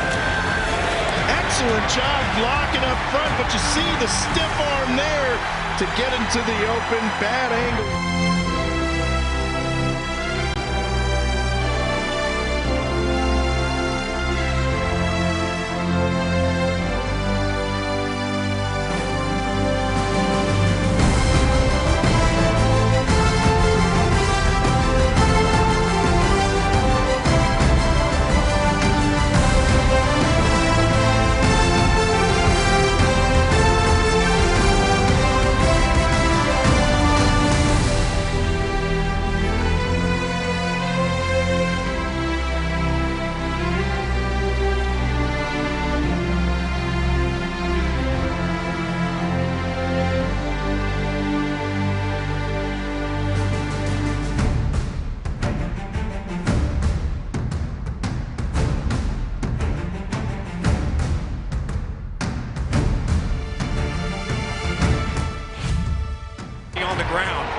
Three tight ends on. Pickett trying to sneak it, trying to get there. Touchdown.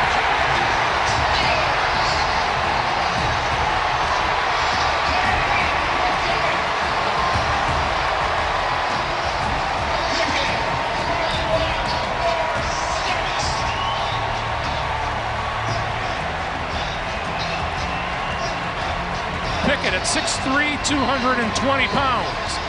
Just a really nice initial surge by the Jets defensive line, but Pickett doesn't give up. He doesn't take it. It looked like right there he was stuffed.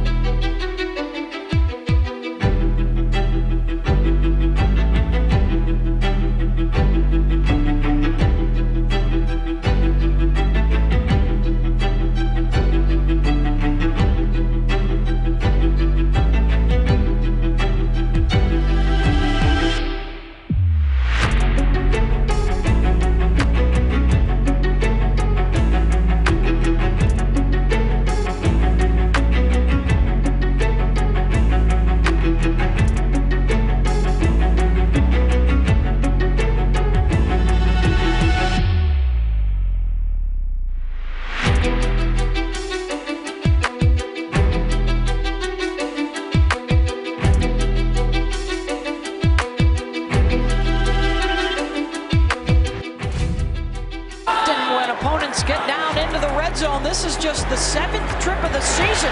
Burkhead out of the backfield, touchdown!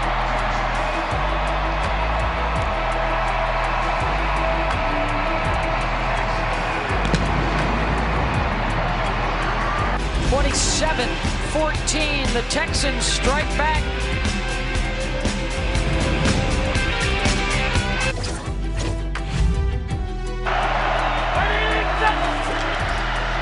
Fake the run.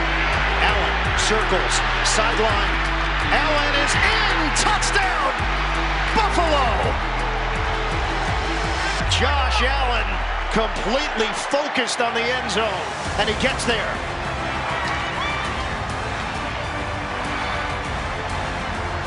But he didn't focus on the end zone until he completed the fake. Watch how he sells this fake. He even looks back at the ball carrier and gets outside. In our studios in New York at NFL Today, we had a quarterback who had those kind of play fakes, but I don't know if he finished off runs like this, and that's Boomer Esiason.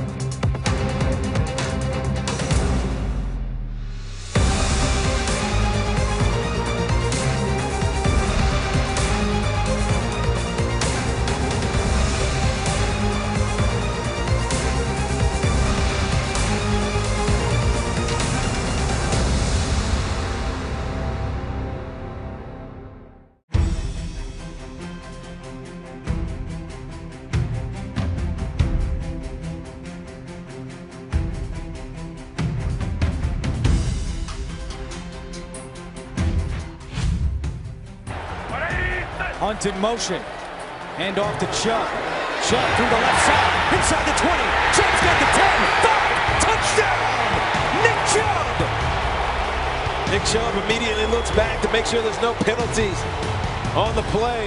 And there's his mom and his whole family here. Chubb is from an hour away in northwest of Atlanta. His high school football team, Cedartown High, they're in the house as well.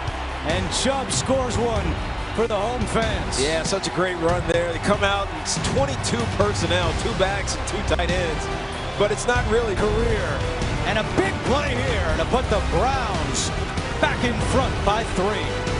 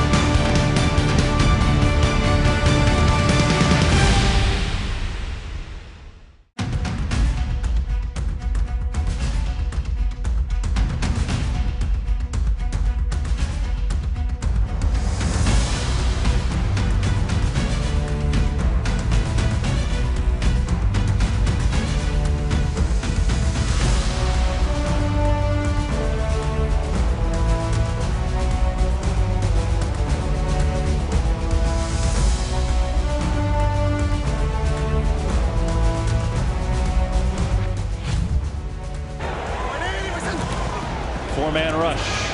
Pressure on Rush. Fires. Caught for the touchdown. C.D. Lamb.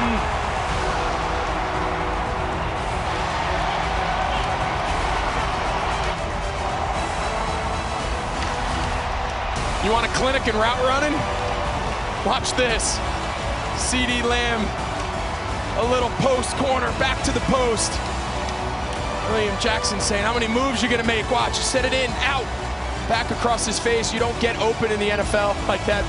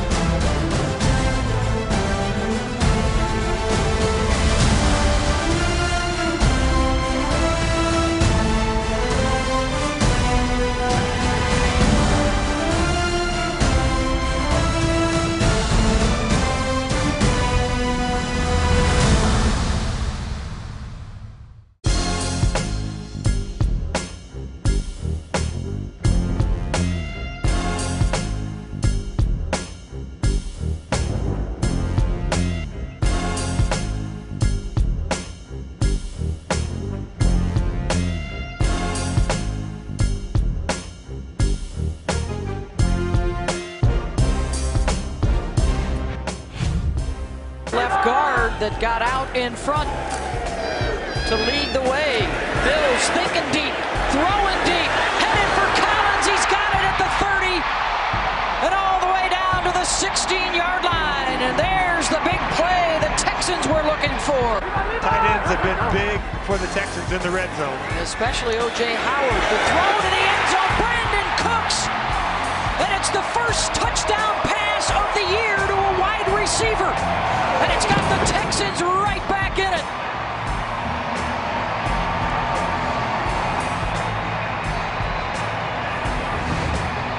You're going to double team O.J. Howard with two guys right here and right here. That's going to allow Brandon Cooks one-on-one to run that deep bend in against the cornerback. So, yes, the Chargers knew where the coverage might be going.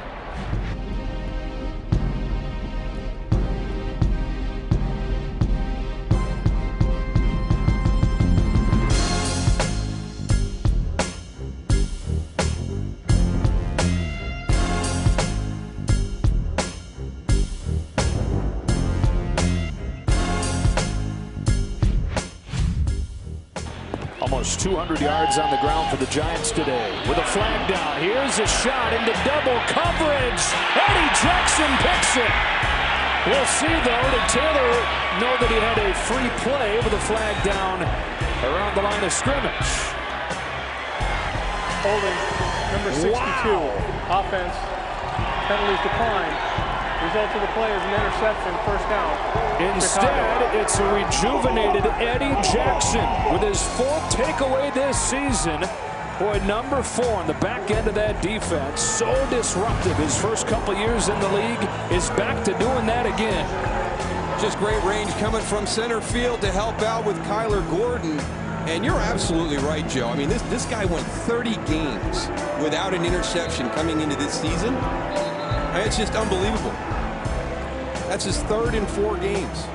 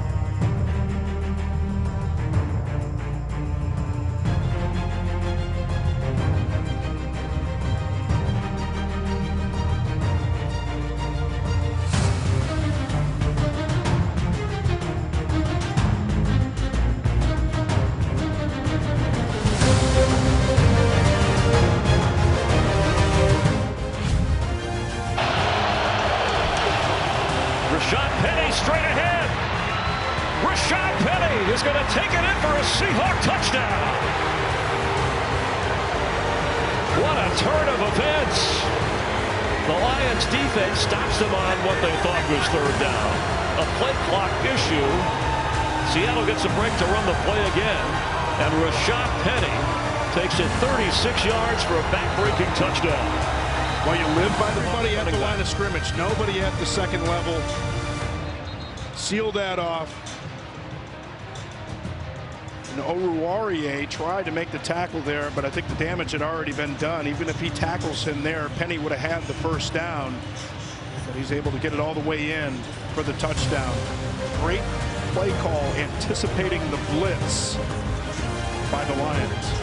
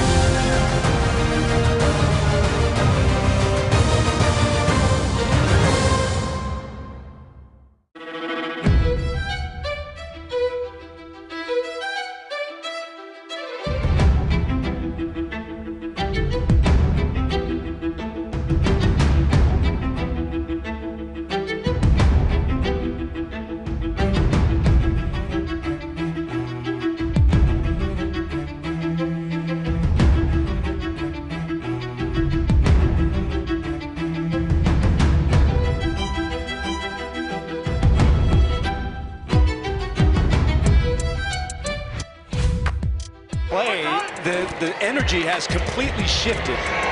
Pickett throwing, got his man inside the 5-yard line to about the 2. That's Freiermuth again. Oh, what a shot by Kenny Pickett in the pocket. Right up the gut and just stands in there. And I don't know how he gets this ball off. Quinnen Williams had him dead to rights. There's no flinch. And he just delivers a strike for a huge pass. Excellent job.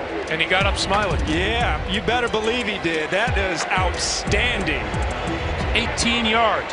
First and goal. Yeah, take a look at Pickens to the left. Good height matchup on DJ Reed. Pickett looking for the end zone. He got there. Touchdown, Steelers.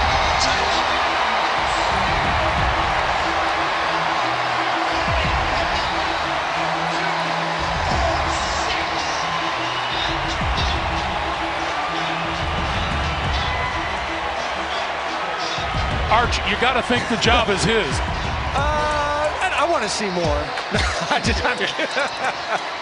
You know what it kind of reminds me of? Look, he hasn't. It's one quarter.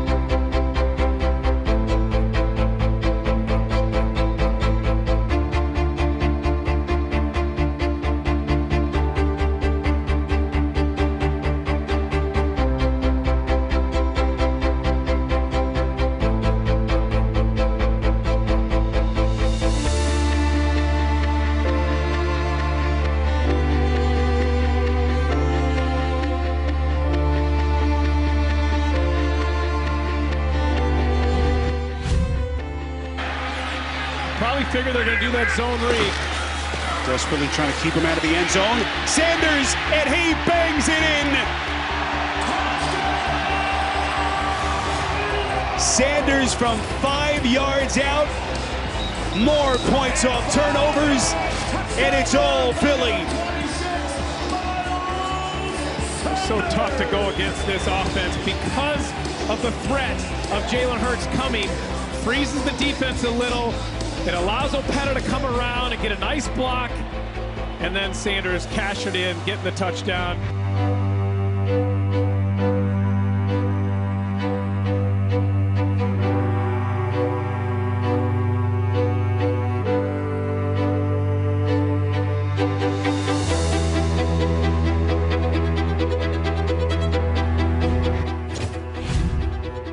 The back on 2nd and goal. Fake to him, Goff throws, end zone, flag down, catch made, touchdown, Lions, Josh Reynolds. Working against Michael Jackson, and right away, you see a signal for 2 from Jared Goff. And the best part about this from Josh Reynolds is him. Before the pass was thrown, holding. Defense number 30, that penalty is declined. Result of the play is a touchdown. Best part about this is Josh Reynolds extending the hands, understanding that that Michael Jackson is going to have an opportunity to try and knock this ball out once he catches it, and so he keeps those hands extended. in. Goff throws. They got it. Catch made. Who else? Hawkinson.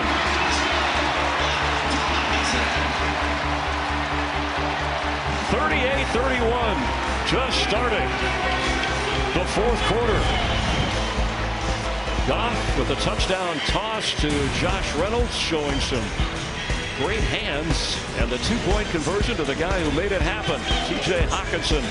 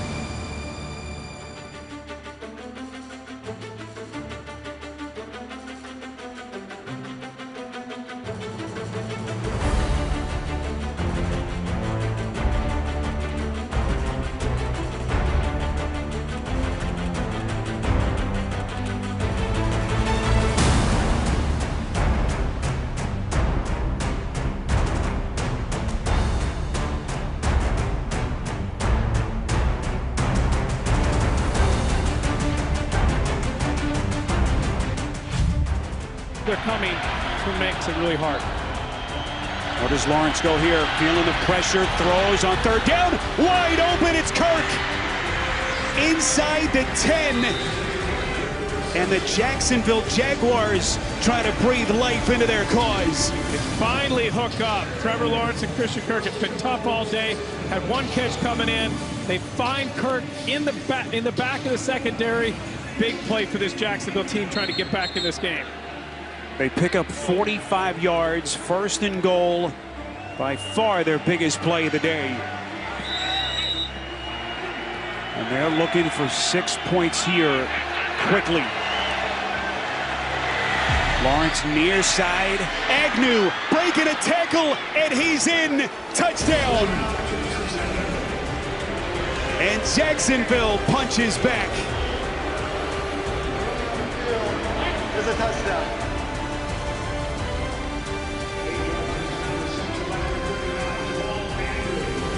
Agnew lined up in the slot. I'm glad they finally went back to him. I was looking for that.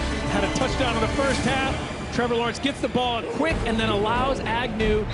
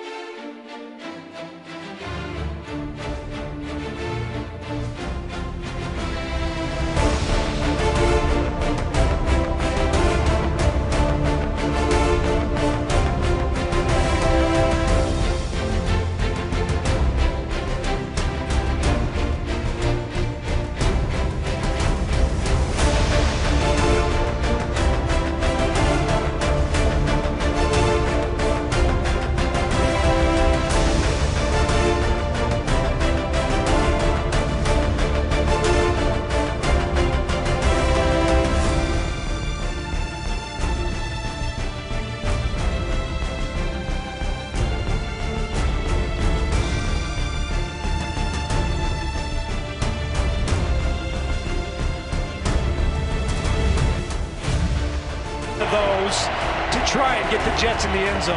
Looking left, throwing, touchdown! Corey Davis.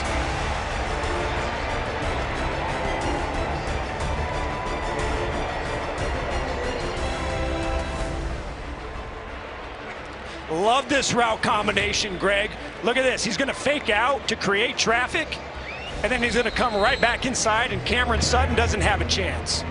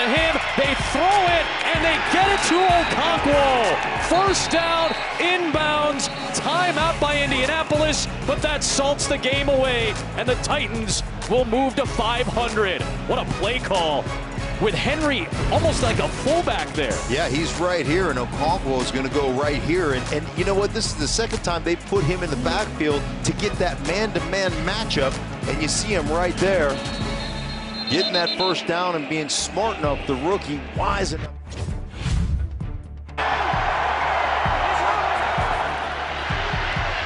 Ravens go for it on 4th and goal. Jackson fading. Jackson throws. Intercepted. The Bills have it. Jordan Poyer with the pick. Baltimore decides not to kick the field goal, and Buffalo takes over with just over 4 minutes to play. And my surprise is straight drop on that play, and not Lamar Jackson on the move with a run pass option to attack the defense. Duvernay is open in the back initially, and as he tries to get there, Poyer sees it and covers ground and gets his second interception of the game. Nice job by the veteran safety, ranging over.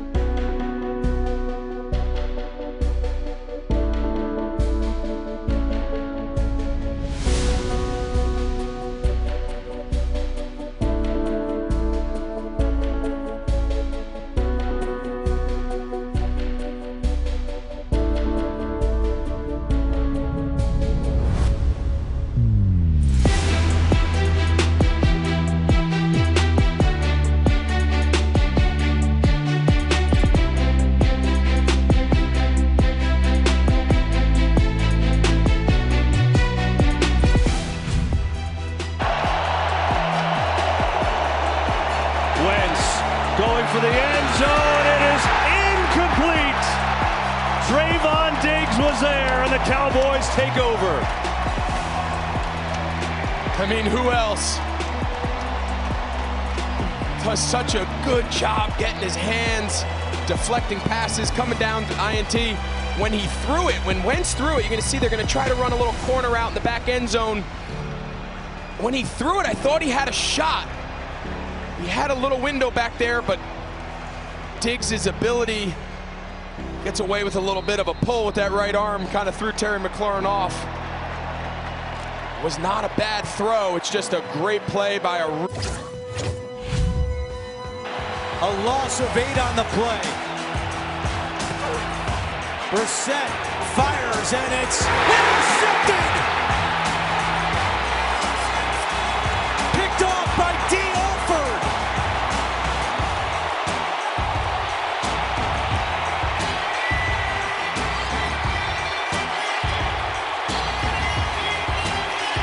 '73-year-old Dean Pease, the defensive coordinator, is all fired up as Alford has his first NFL interception. Yeah, this was a massive shell. The linebackers are 15 yards off the line of scrimmage. You got dime personnel in. That's why D. Alford's in the game. Very.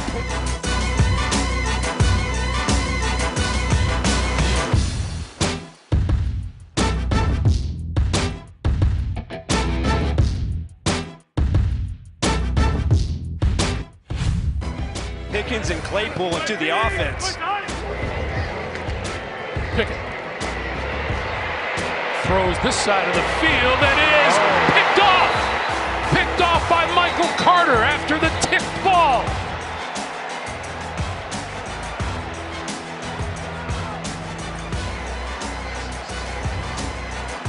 I know this is a tip ball, Greg, and certainly you'd like Freiermuth to try and catch that, but this should have never been thrown. That ball there was pressure in the pocket. He didn't have a quick answer, and he just tried to force something, and then that was the end result. One of those plays where you just got to learn to play another down.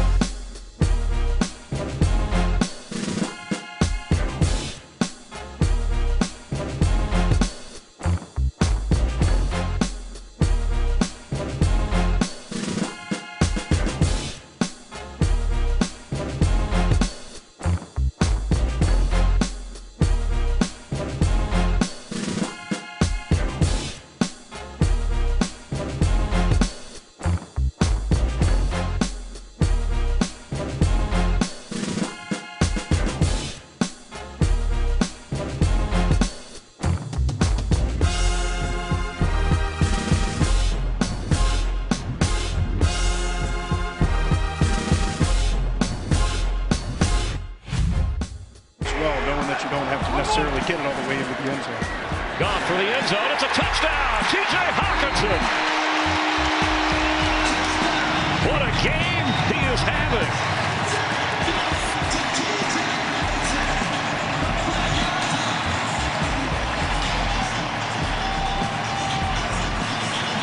And a tough decision.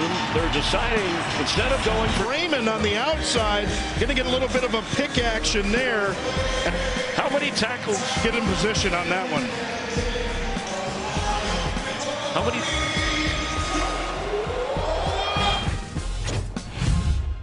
Great, and make it a 2-score game. So Trevor Lawrence and company begin just outside the 20. Football is loose again. And the Eagles have recovered. Hassan Reddick doing it again for the Eagles. The 5th takeaway for Philadelphia in this game. Watch Hassan Reddick come through here. Again, power, and just drives right through the right tackle, and then gets his hand out and strips Trevor Lawrence again. Hassan Reddick, couple of times already today, making his presence felt. He led the team with pressures coming in. Only had a sack and a half, but a couple of huge plays today for Hassan Reddick. That's why Howie Roseman went out and got him and brought him here as a free agent. A Philadelphia Eagles defense that has been absolutely...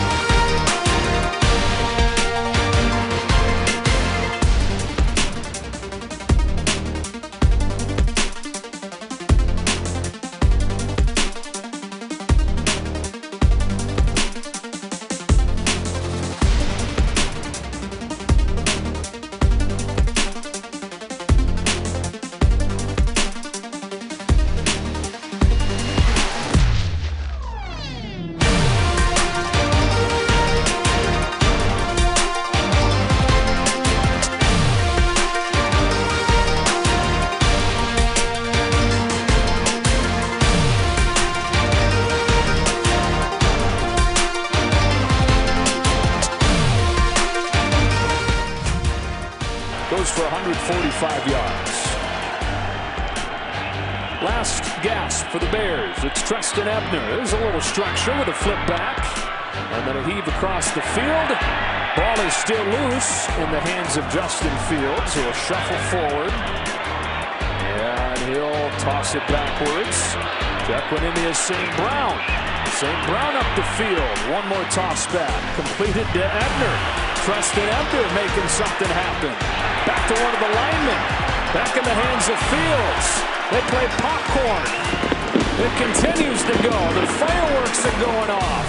Sounding an alarm, they hope, on this game. Ebner throws it back. Others that'll finish it. It's like trying to do hockey play-by-play for a second there. Dane Belton falls on top of it to finish this game off. And so the New York Giants are 3-1.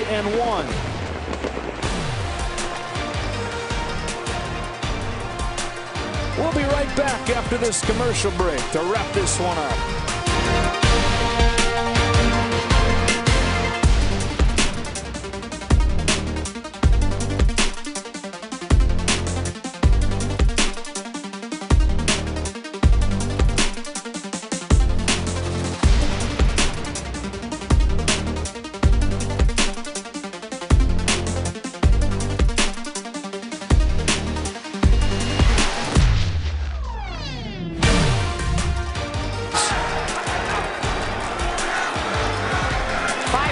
Mills spins away from it. Flag is down. Mills up for grabs, and it's intercepted.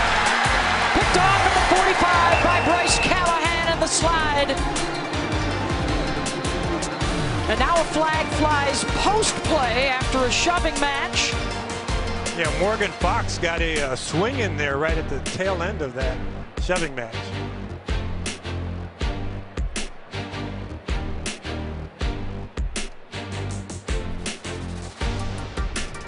Lot to sort out. I'm pretty sure we'll have multiple flags here. Well, I think the initial flag, right, looked like in the area of a hold. Yeah. So that would mean the Chargers could just turn that down and take the pick. There were 2 fouls by the offense, one during the play and one after the play. Holding, number 59, is declined. After the interception and after the play was over, personal foul, number 59. That penalty would be added to the end of the interception, and it's first down for the Chargers. So just the one timeout remaining here for Houston, 1:51 to go, and they're down a couple of scores. Let's revisit that play. See the hold, you can see Kenyon Green with his hand around the collar of Morgan Fox. And then those same 2 guys in a tussle.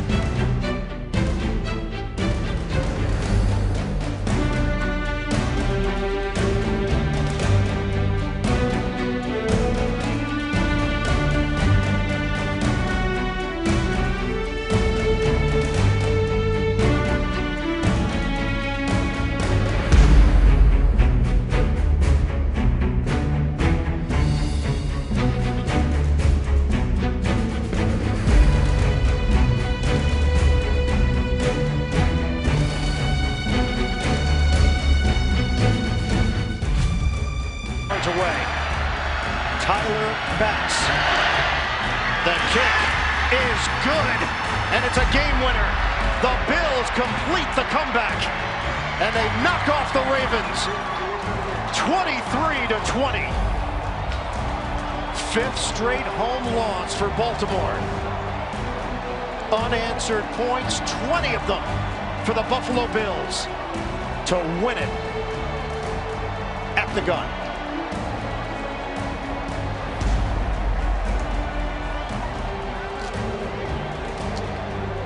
Baltimore was rolling.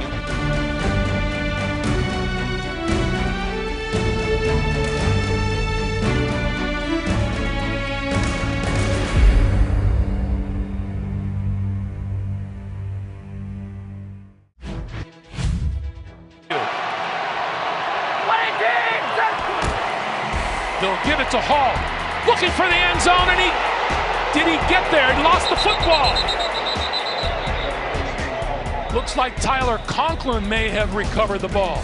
Yeah, but in my eyes, the ball crossed the plane of the goal line before it came out. He was reaching, and as he was reaching, to me, the ball... Ruling on the field is that the runner had fumbled it forward, and a different player recovered it. It's brought back to the spot of the fumble. Timeout, New York Jets.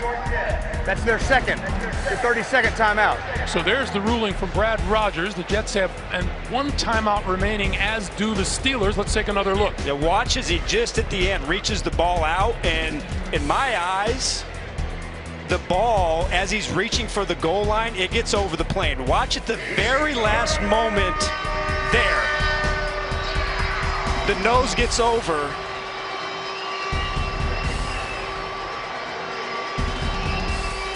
Wow. Let's talk to Gene Steratore about it. Gene, you there? Yes, I am, guys. And I think, Adam, you make a great point. The one goal line shot that we get, the running back appears to still have possession of the football when he reaches for the goal line before it gets knocked loose. And I agree with you, Adam and Greg. If that ball breaks the goal line at all, the nose of that ball, it's a touchdown and the play's dead. And now it has been ruled a touchdown. Game clock operator, please put 16 seconds on the game clock, please. 16 seconds. Gene Steratore, thanks very much. It is a touchdown for the New York Jets. Greg, if you think about what the Jets have done here in the fourth quarter, 11-play drive, 91 yards, 10-play drive, 68 yards, and big throw after big throw by Zach Wilson, when it just looked like the Steelers took control of this game in the third.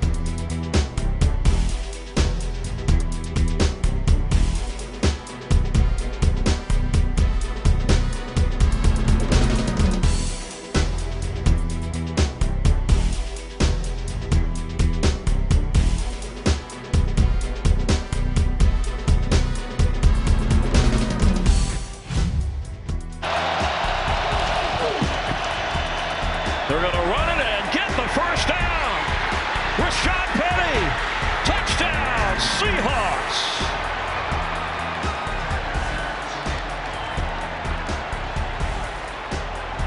His second third down touchdown run of this game.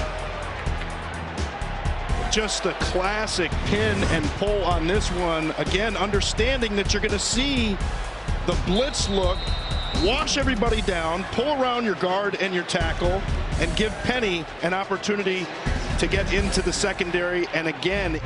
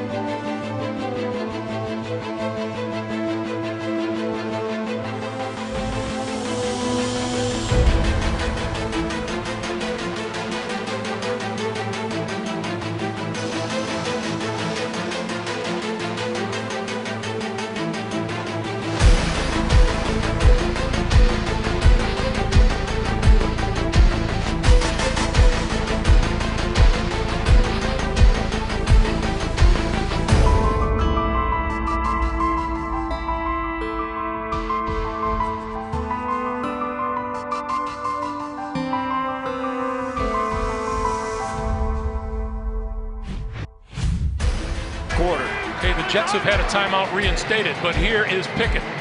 Pickett buying time, launching it deep to the end zone. It is LaMarcus Joyner with the interception and the touchback, and this game is over. The New York Jets play come from behind here in Pittsburgh. They go to 2-0 on the road for the first time since 2015. They pull even at 2-2 on.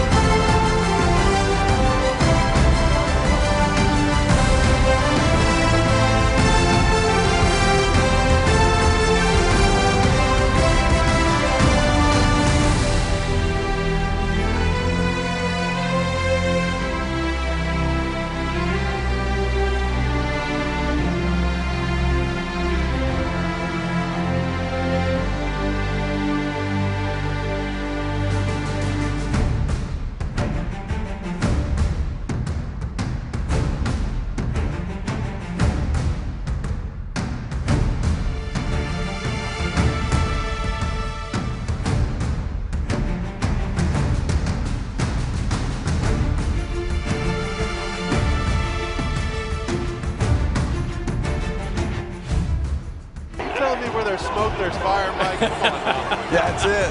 That's it. 3rd and goal. They set it up for Madison. Breaks 2 tackles and weaves into the end zone. Brilliant for Alexander Madison. And the Vikings are on the board. Around the edge and breaking off big runs. 2nd and 8. Cousins to the sideline. Intercepted. Tyrann Mathieu' first pick as a Saint. And what a time for it. The turnover. 12th play of the drive. Dalton looking. End zone. Juggling catch made. Chris Olave with the touchdown. Frantically in the 4th quarter for most of the year. They may have to do it again. 2nd and 16. Dalton looking down the sideline. Callaway is there. Sizing it up. And he makes the catch. A great throw by Andy Dalton. Callaway pulls it in.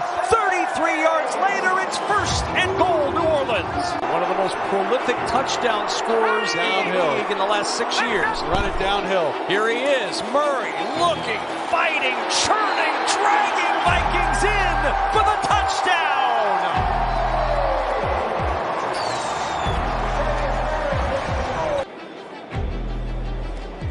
Oh, it's a fake to the air.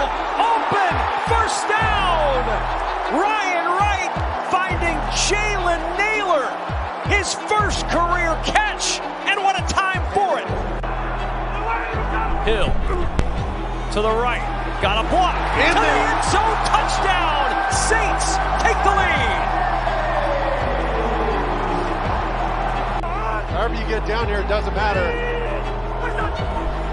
Jefferson on the end around, and he will walk in for the go-ahead touchdown. And he's trying to send it through to tie this game from 60 for Will Lutz.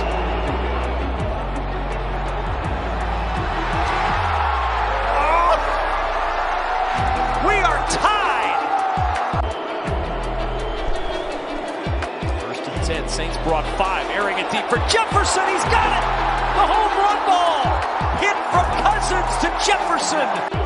47-yard try for Greg Joseph. Good snap. Good hold. The kick by Joseph. It is good. And the Vikings take the lead with 24 seconds to play. And try and get some big chunk plays. Dalton airing it deep for Olave. He's got it at the 43. They gotta go. They have no timeout, but there's an injured Viking. They nailed this sucker. Good snap. Good hold. Lutz's kick on the way. And it is off the uprights. Double doink. And it is over in London. Lutz pinballed it around, and it fell out.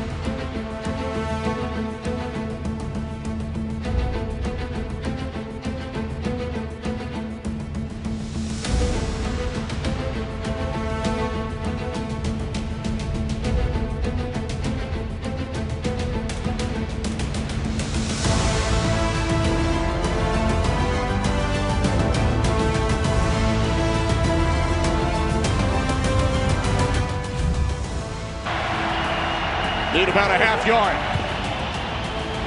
And it's Moore. Took the handoff from Murray, and Brian Burns splits through to make the tackle. So both teams have gone for it on 4th down early. And the defense on the other side comes up big. And you talk about disruptive Brian Burns has been that force for the Carolina Panthers defense. Nice job and nice stop by the Panthers.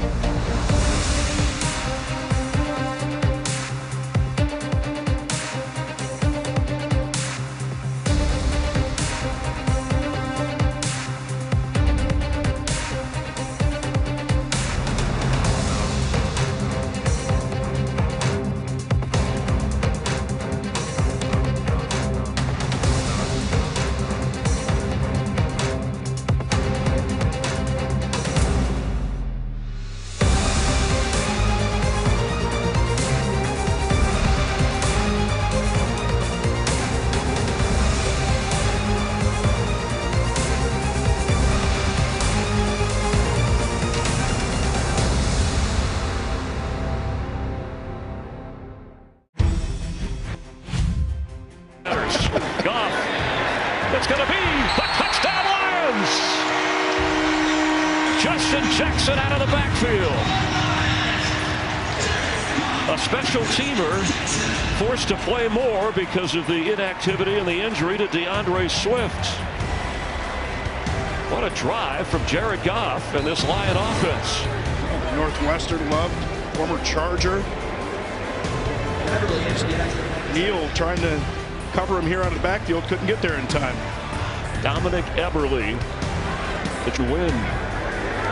In week 4, the kick has to go 10 before the Lions can grab it. It's loose. It hit a member of the Seahawks and bounced away, and everybody diving for it. So if a Seahawk touches it before 10 yards, then it's anybody's ball. Nick Bellore tried to field it looked like, but he couldn't get ahead of the ball if it didn't touch a member of the Seahawks. The recovery is made by Seattle. Let's check the flag.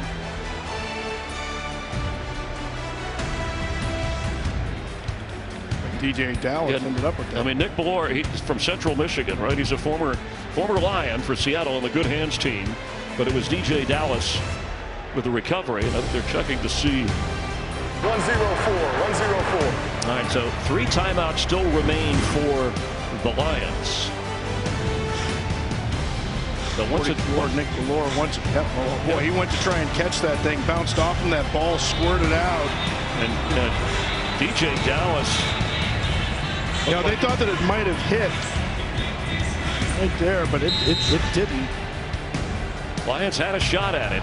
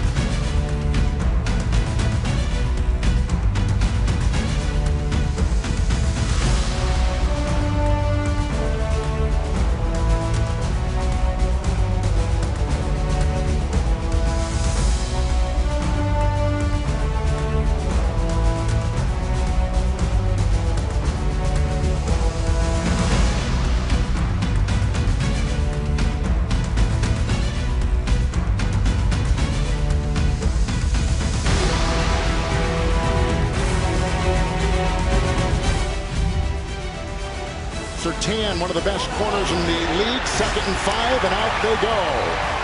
As they have a twisting catch made by Devonta Adams on the aforementioned Surtain. A 20-yard pickup down to the 30 of the Broncos. If they go to man-to-man today, look for Surtain to be matched up on Devonta Adams. That's just an excellent throw on the back shoulder. Shows you the aggressiveness of Derek Carr. He had Waller open underneath for an easy pitching.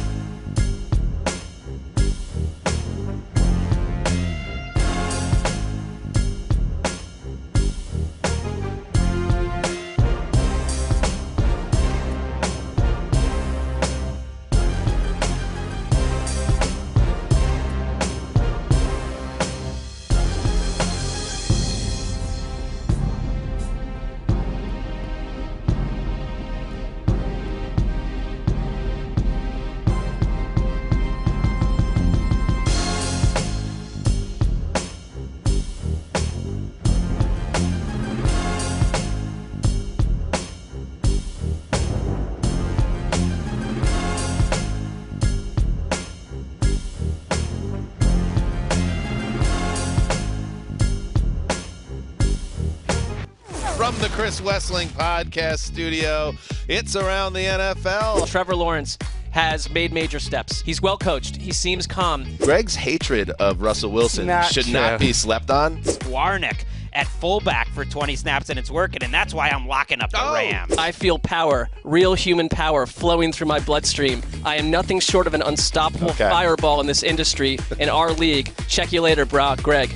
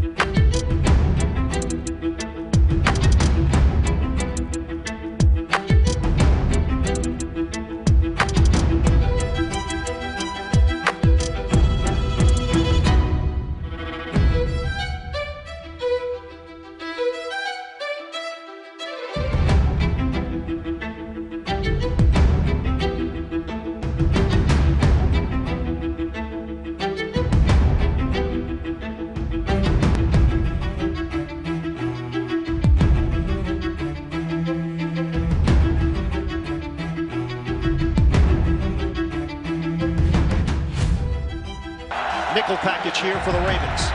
Allen, protection holds up, he throws, and it's intercepted. Picked up by Humphrey. Marlon Humphrey weaving through the defense. And Humphrey trying to get to the outside and turn the corner. Humphrey knocked out of bounds. The Ravens come up huge on the opening drive. A 27-yard return.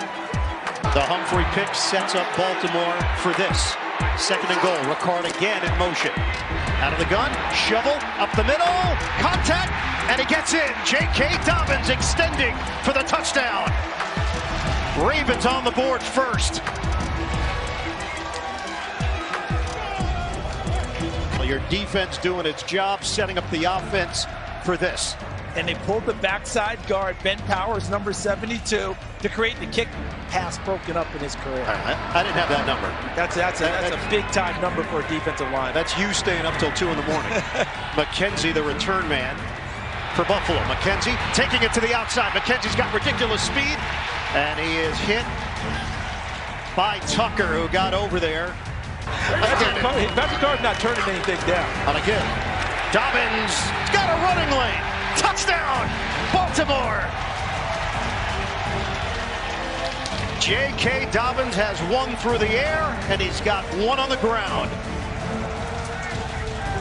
And that becomes a little problematic because the ball may bounce off your chest. Running play, Singletary stripped to the ball, and the Ravens pounce on it. Oweh getting over there defensively. Buffalo turns it over again. Jackson told us that Linderbaum from day one just looked like he belonged. He doesn't know if it's an Iowa thing like Marshall Yonda. Jackson somehow upright and throws it downfield. The bobble caught. A wild play. Duvernay on the receiving end. How did he do that? Allen on 1st and goal. Hooks a pass. Catch is made. Touchdown. Isaiah McKenzie. And a big one for the Bills.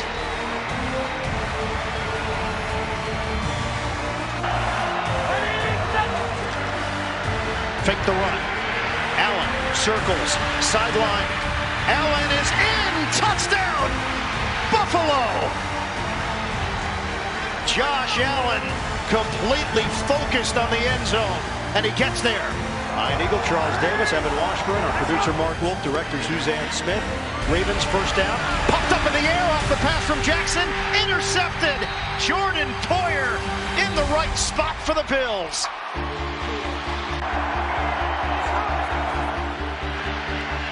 Ravens go for it on 4th and goal. Jackson fading. Jackson throws.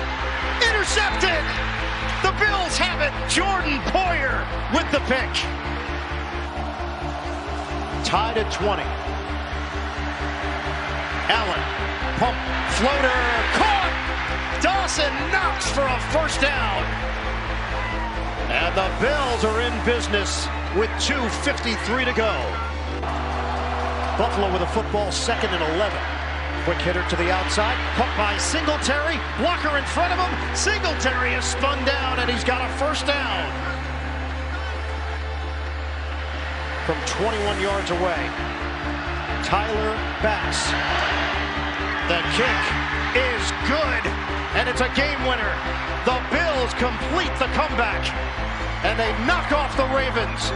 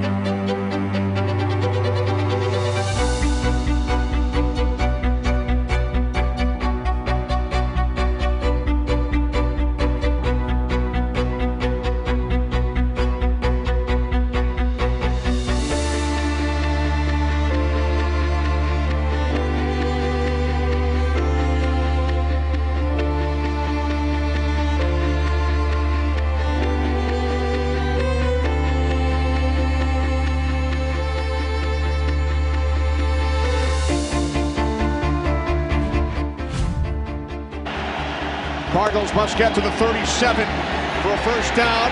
Murray throws, picked off by Luvu.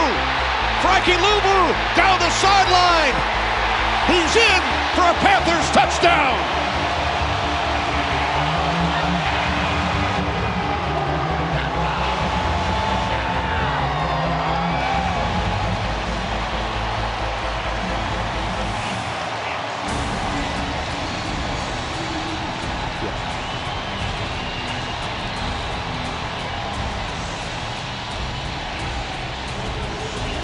This is an absolutely perfect call by Phil Snow. Luvu's right here in the middle of your screen.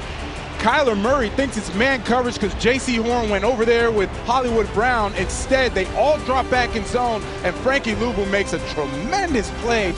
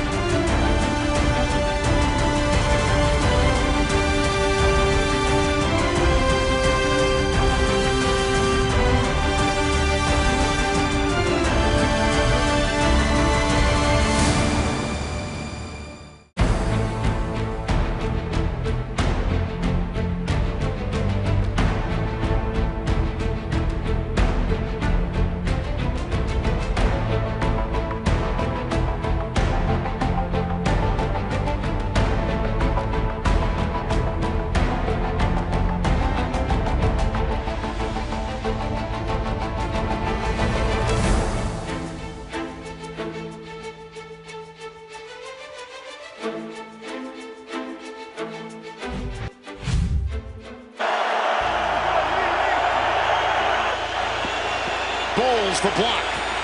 Rush to the end zone. Caught. Sutton. Touchdown. Denver. Well, there's two things that happen here that allow this to happen. First and foremost, it's the pass protection. The Raiders have had trouble all year getting pressure on the quarterback and getting sacks. So Russell Wilson has the time. Watch, Cortland Sutton's going to work the back of the end zone, and then he continues on. The safety is there. Russell Wilson wants to hit him initially, but instead he goes to that next window. You can't do that.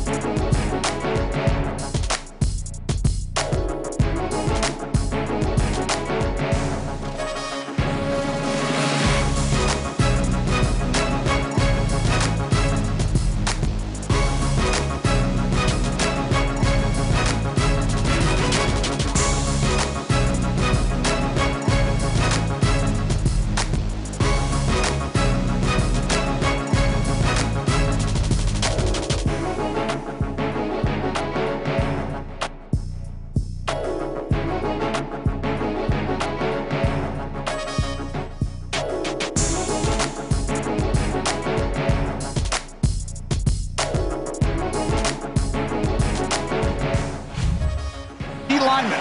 And so they get really wide, and these 4 guys just attack downhill. Oh, they attack indeed, and they take him down out of field goal range back at the 46. It's Gary with the sack. And this is where we were just mentioning. They line up so wide, and I wish the back would have chipped and helped out his quarterback there, but if you're a Packer fan, you're like, I'm glad he didn't. Right there, chip on Gary. He's too good of a player. And they move him around. You got it. Boyer is going in. Oh, he did on that last hit.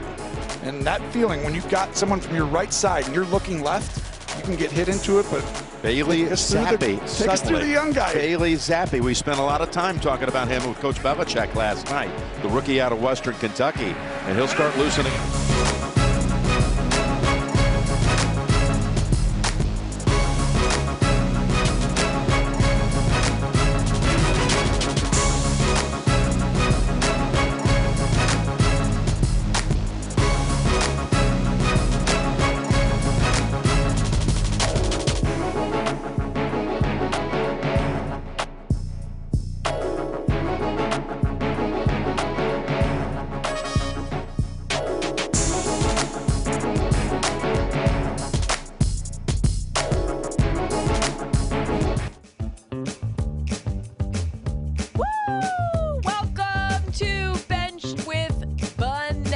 I like Hard Knocks brain. Every single year, I will follow the Hard Knocks team into the 7th circle of hell. The collapse, epic.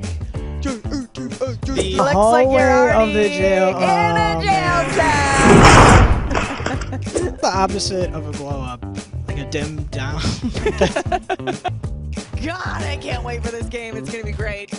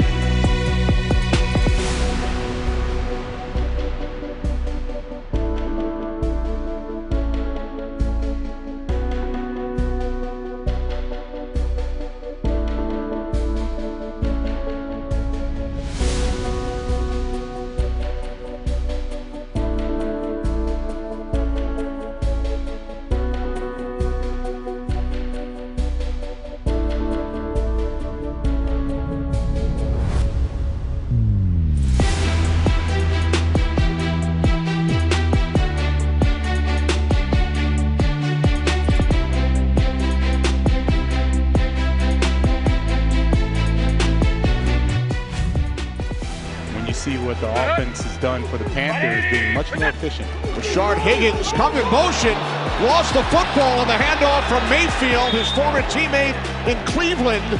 First touch today for Higgins, and the Cardinals have recovered.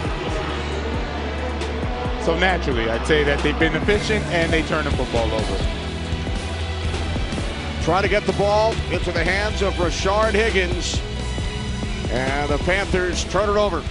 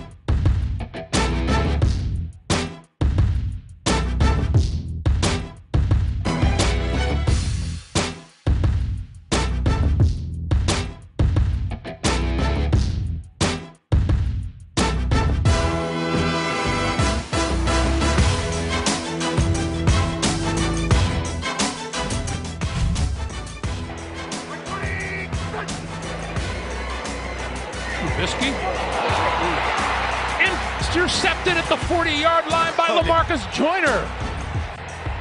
Last week, the Pittsburgh defense did not do a good job inside in coverage against the Browns. Double reverse, the pass to the end zone, caught by Wilson from Braxton Berrios.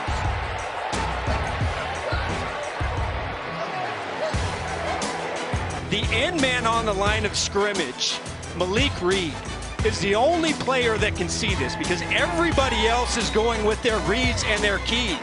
You know, getting a few yards to get it a little bit closer to get 3 points is a positive play here. Wilson throwing, man coming across the field, and he's intercepted at the 5-yard line. This is Cameron Sutton.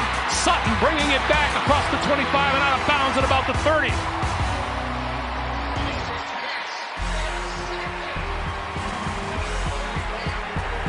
Pickett from the shotgun. Looking, throwing, deep, has a man open. It is intercepted by Jordan Whitehead.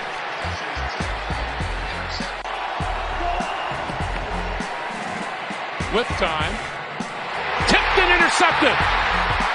Coming up the sideline, Fitzpatrick. Touchdown.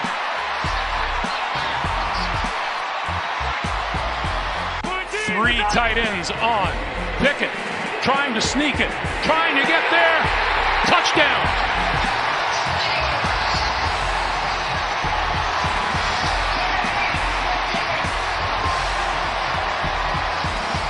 .6'3", 220 pounds. Just a really nice initial surge by the Jets defensive line, but Pickett doesn't give up. He doesn't take it. It looked like right there he was stuffed. Good height matchup on DJ Reed. Pickett looking for the end zone. He got there. Touchdown, Steelers.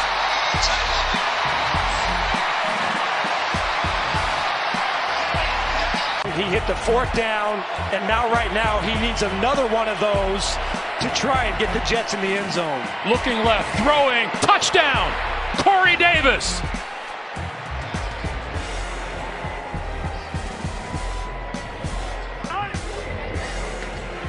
Pickett throws this side of the field, that is picked Picked off by Michael Carter after the tipped ball.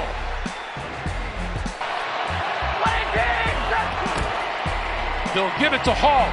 Looking for the end zone, and did he get there? He lost the football.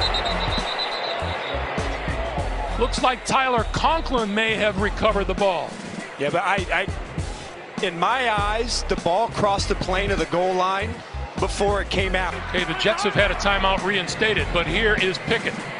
Pickett buying time, launching it deep to the end zone. It is LaMarcus Joyner with the interception and the touchback, and this game is over. The New York Jets play come from behind here in Pittsburgh. They go to 2-0 on the road for the first time since 2015.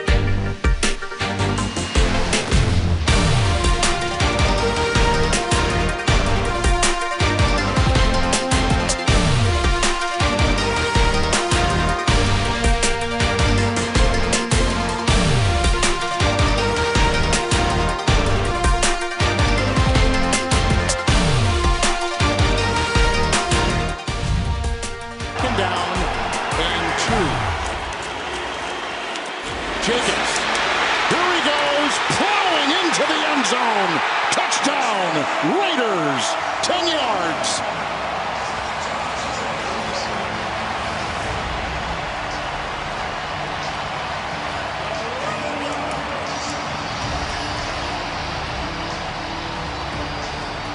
Excellent job up front. Obviously, Jacobs getting into the end zone those last couple of yards.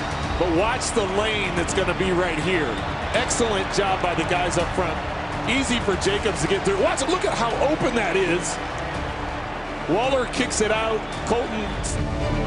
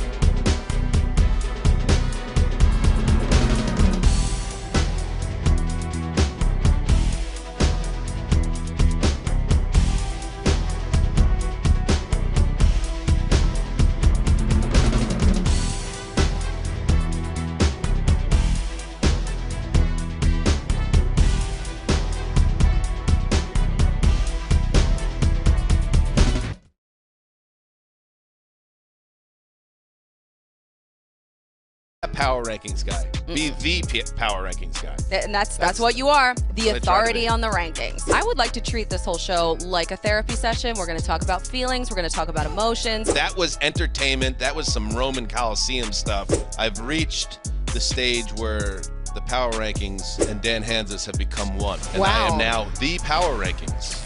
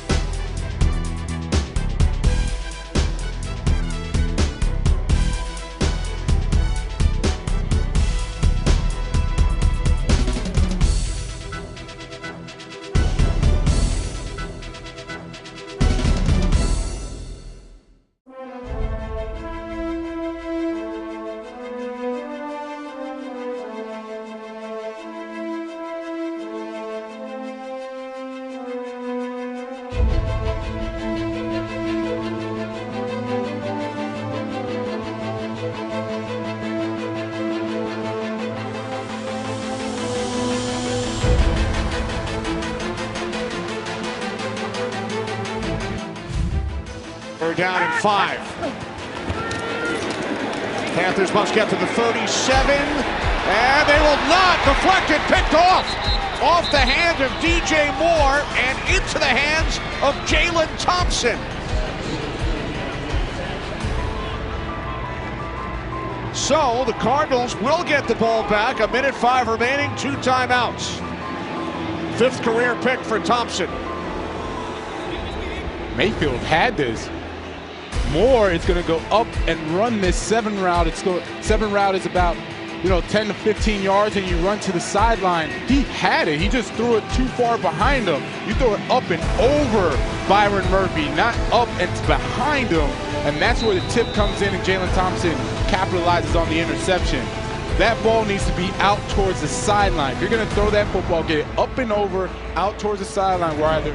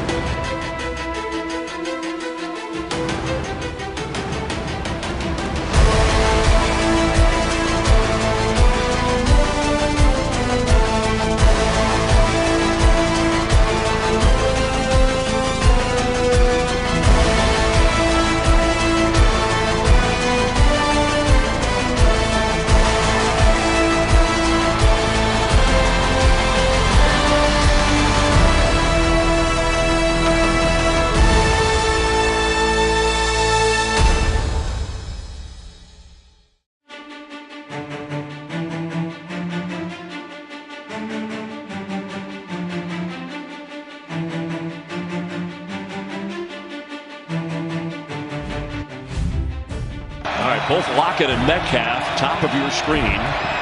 Gino Smith goes the other way for the end zone. Touchdown, Seahawks! It's Will Dissly, his 3rd touchdown catch of the year.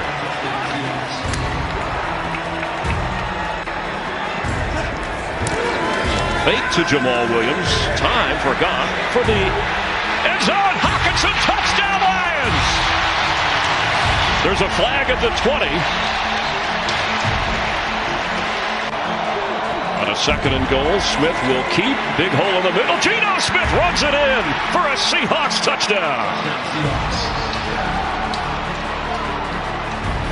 He had a 17-yard run on their last possession to help set up the touchdown pass. This time he runs it in from 8 yards out. A pickup of 54 yards. Gino Smith wide open. Noah Fant, touchdown Seahawks. Thank you, Jen, and the Pete Carroll conversation. It was finished and physical. The defense has been physical as Goff has been sharp, but this is intercepted by Tariq Woolen, and he's going to take it back inside for a Seahawk touchdown. Wow.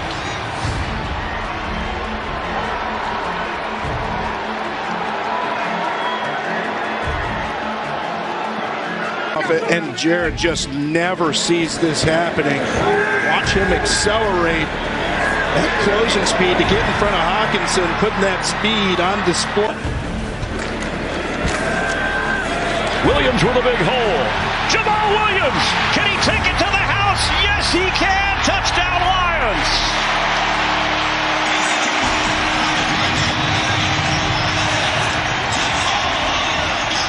But just because you haven't doesn't mean you can't. Look at Jamal Williams take this handoff. Excellent job blocking up front, but you see the stiff arm there to get into the open. Bad angle taken. Rashad Penny straight ahead. Rashad Penny is going to take it in for a Seahawk touchdown. What a turn of events. This is the first touchdown. Everybody at the line of scrimmage. Nobody at the second level. Seal that off. And Oruwariye tried to make the... Jamal Williams running downfield with him, trying to block for him, and he remains the back on 2nd and goal. Fake to him, Goff throws, end zone, flag down, catch made, touchdown, Lions, Josh Reynolds. And that gives you a little bit more flexibility as a play caller as well, knowing that you don't have to necessarily get it all the way into the end zone. Goff for the end zone. It's a touchdown. T.J. Hawkinson. What a game he is having.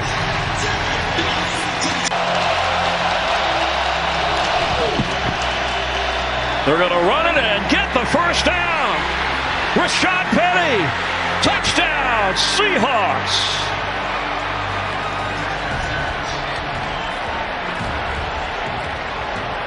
On this one, again, understanding that you're going to see the blitz look, wash everybody down, pull around your guard and your tackle, and give Penny an opportunity to get into the secondary. And again, yeah, but he's got the muscles. That's what matters. Goff, it's going to be the touchdown, Lions. Justin Jackson out of the backfield. A special teamer forced to play more because of the inactivity and the injury to DeAndre Swift. Two teams fighting for that second win. In week 4, the kick has to go 10 before the Lions can grab it. It's loose. It hit a member of the Seahawks and bounced away, and everybody diving for it. 3rd and 5, one timeout for Detroit. From the 41 of the Lions. Penny, can he do it one more time? Yes, he can! It seems like when the Seahawks needed it the most, they gave it to him, and he ran through the line.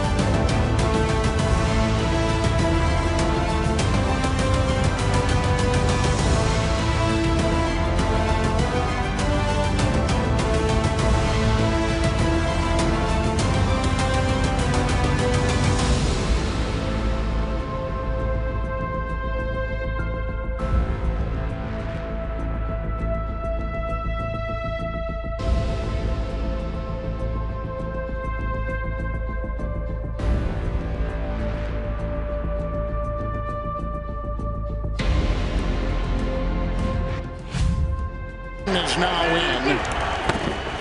1st and 10, Melvin Gordon. Oh, he fumbled again! He fumbled again! Robertson's got it! And he's got an entourage by midfield. Got a block by Hobbs. And there he goes! He's got 6! On the fumble by Gordon. His 4th of the season. Raiders have jumped on top. Well, it's a great block at the point of attack. Gordon gets a good burst. There's a kick out. You see the ball comes out before he gets to the ground. It's the first Raider defensive touchdown in 3 years since 2019. Gordon, who has fumbled 4 times, losing his...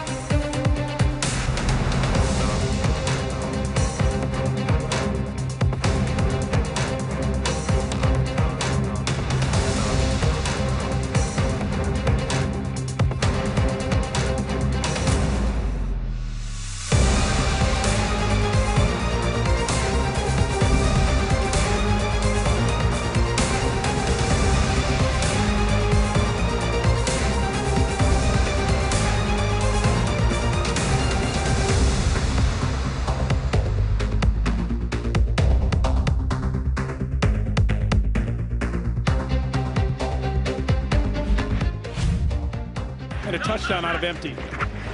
Eagles playing with pace. Hurts faking the handoff, the pass, bat into the air, and it's picked off. Intercepted by Cisco. Cisco still going inside the 20. Cisco is going to score. Pick 6 for Jacksonville.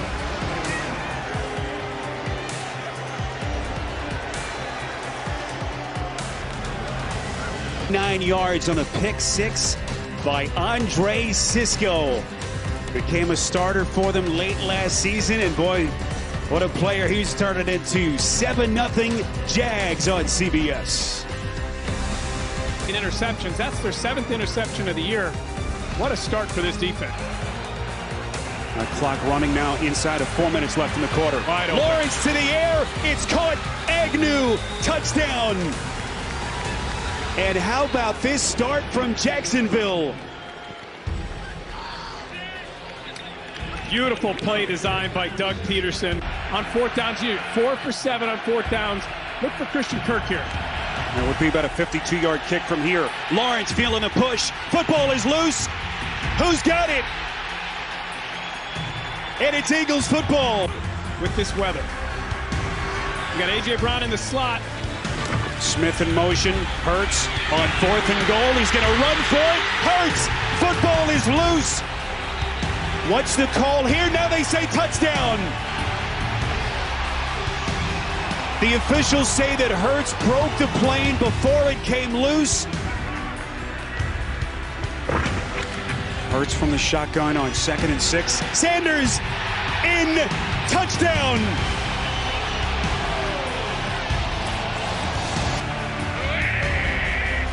Big 3rd and 1. Lawrence looked like the football came loose. Trying to dive on it. Now Sean Hockley trying to get to the bottom of the pile. And they say no official signal yet. Hassan Reddick. Probably get back to maybe that zone read. You got A.J. Brown down here at the bottom. 2nd and goal. Gainwell.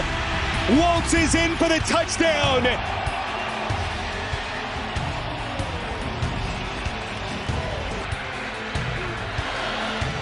2nd and 7. Here come the Eagles on the blitz. Lawrence in the face of pressure, and it is picked.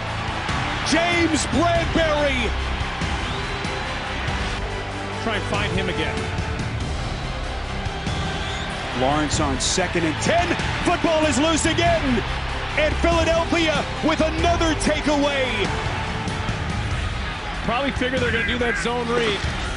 Desperately trying to keep him out of the end zone. Sanders, and he bangs it in. Sanders from 5 yards out.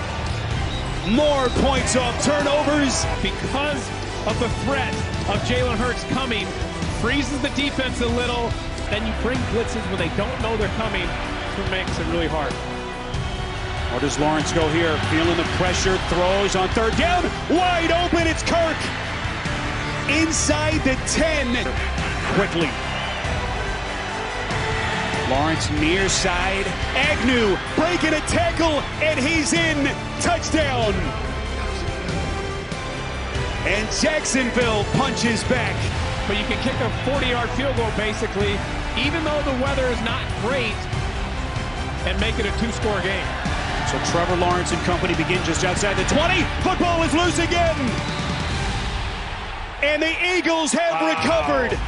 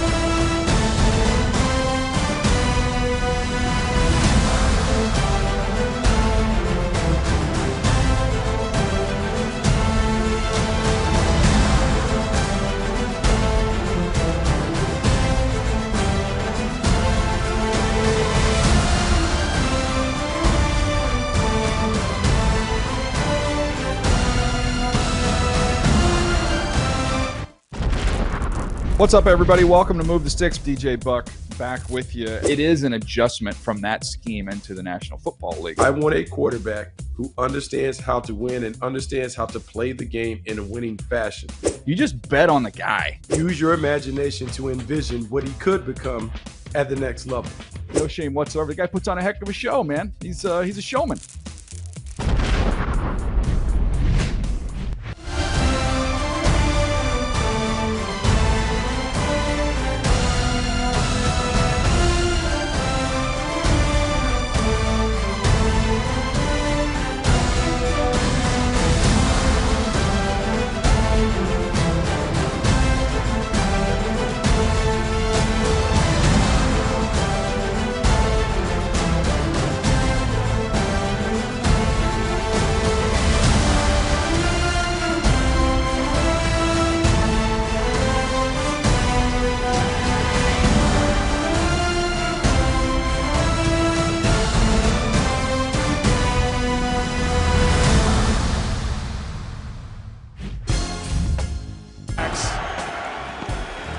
Second down, 12. He's got him.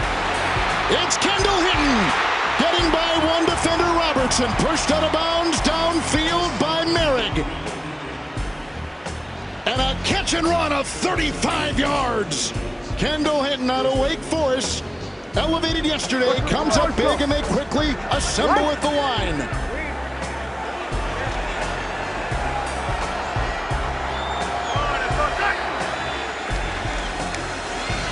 Wilson.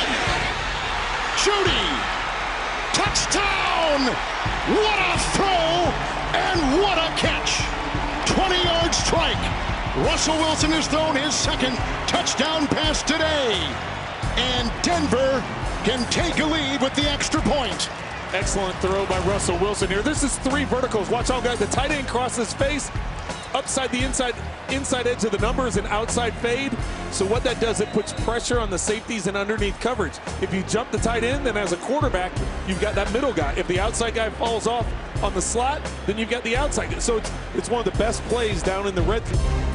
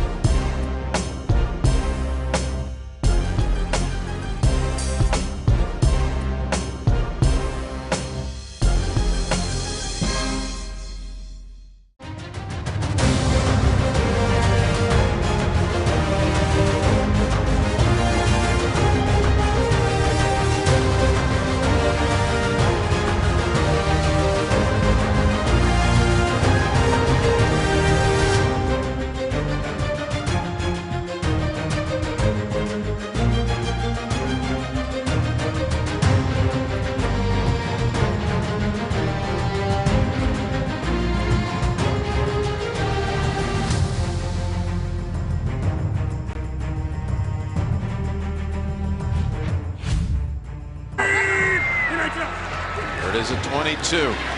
Rodgers. He's picked! And this is going to the house. Jack Jones with the pick six. Well, we talked earlier. Jack Jones with the fumble. 4th round pick. I really liked him watching it. We said earlier he's got an instinct for it. And I think you're going to see him here a long time. But he just read the route and ran it for Lazard. It's a comeback. And Rodgers is trying to throw it on time and in rhythm. But Jack Jones runs the route for him. Watch this at the top.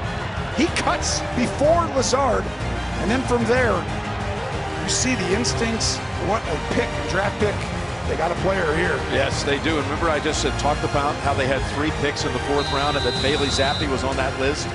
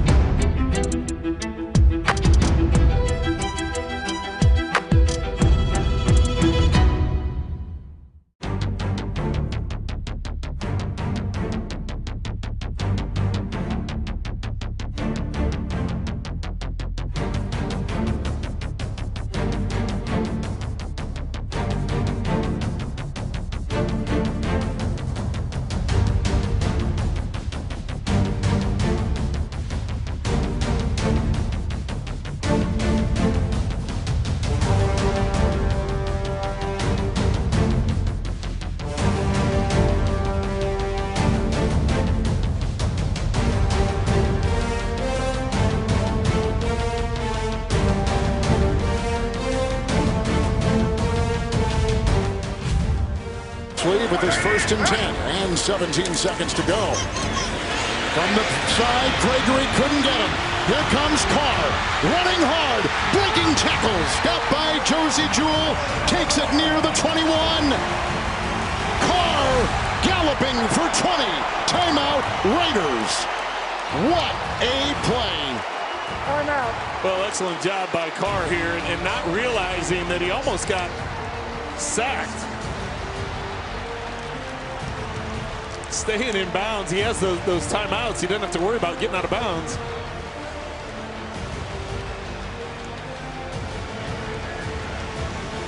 And then showing some excitement getting up. Drills it. Zeros on the clock. Raiders by 3. Halftime is here. The winless Las Vegas Raiders.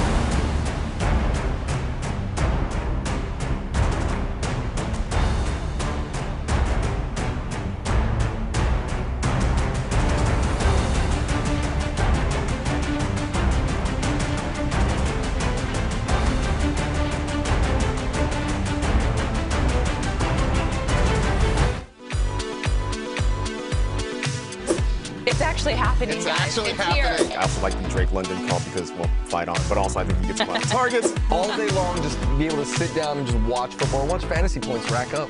Naheem Hines to the moon. It's Hines season, baby. Yes. Is there a waiver wire target that we should feel really confident to go out and get it done for us today, Florio? Yeah, I mentioned some tight ends earlier. So listen, I'm just asking. There it is. This is what normally happens here.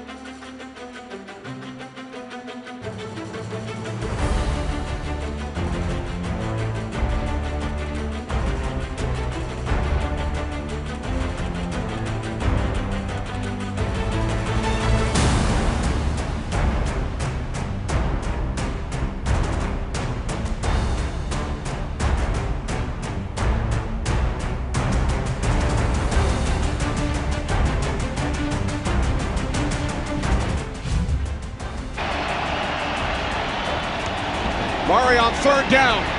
Looking end zone, he throws. Touchdown. Zach Ertz.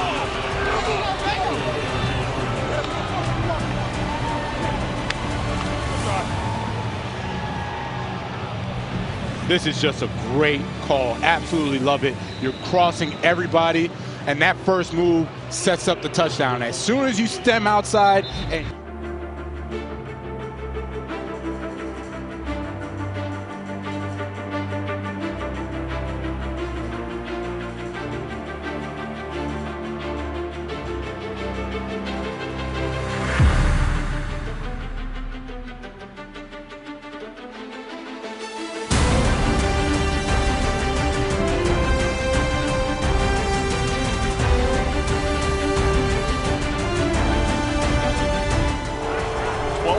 drive. Dalton looking end zone, juggling catch made. Chris Olave with the touchdown. And a touchdown out of empty. Eagles playing with pace.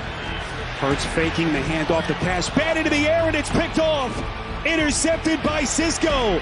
Cisco still going inside the 20. Cisco is going to score. Pick 6 for Jacksonville.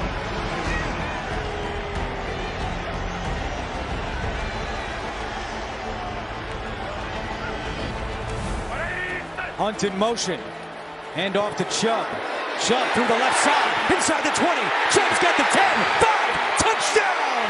Nick Chubb! Nick Chubb immediately looks back to make sure there's no penalties. Thank you, Jen. And the Pete Carroll conversation, it was finished and physical. The defense has been physical as Goff has been sharp, but this is intercepted by Tariq Woolen, and he's going to take it back inside for a Seahawk touchdown. Wow.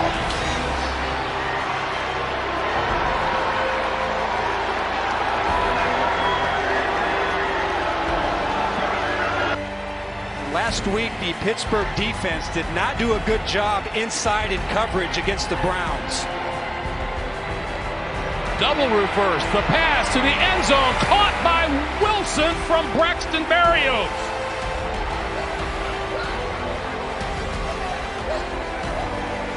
Talk about that next man up mentality. It seems like everybody's taking that to heart. Get up, get up! The pitch to Pierce. Good blocking on the perimeter, and there he goes. Across midfield, inside the 10, and he'll take it to the house 75 yards with a monster Troy Hairston block to Springham.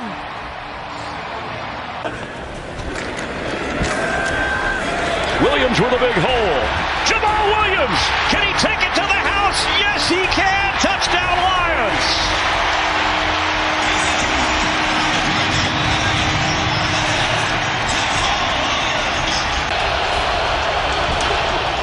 Rashad Penny straight ahead.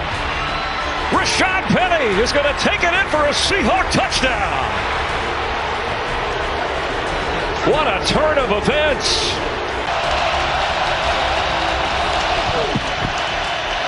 They're going to run it and get the first down. Rashad Penny, touchdown, Seahawks.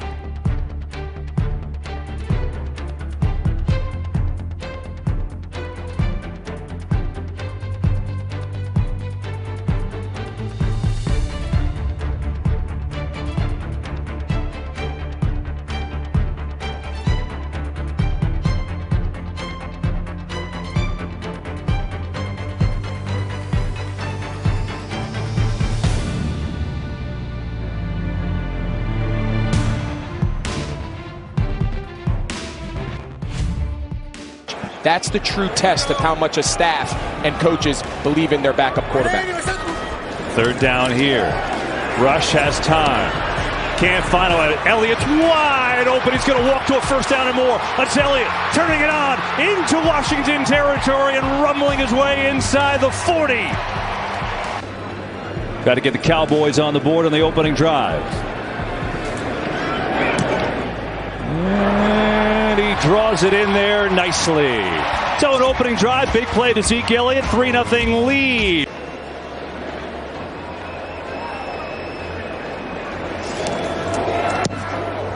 And Maher's got it. Well, he's got that nice draw going. His defense was game-changing for them with the takeaways, the ability to rush the passer. Again, left side, big hole for Williams, who's into Dallas territory. Give, and a big hole and a seam for Mckissick. Sprinting ahead, J.D. Mckissick dragged down from behind, but not before a big gain. 3rd and 2. Wentz lofting corner of the end zone. Caught for the touchdown. Jahan Dotson. And watch this route at the top. Watch, he sits him down and just breaks, but he drops this ball right in the bucket. Back pylon throw. Really good route there by the rookie. It's a 15th play of this drive.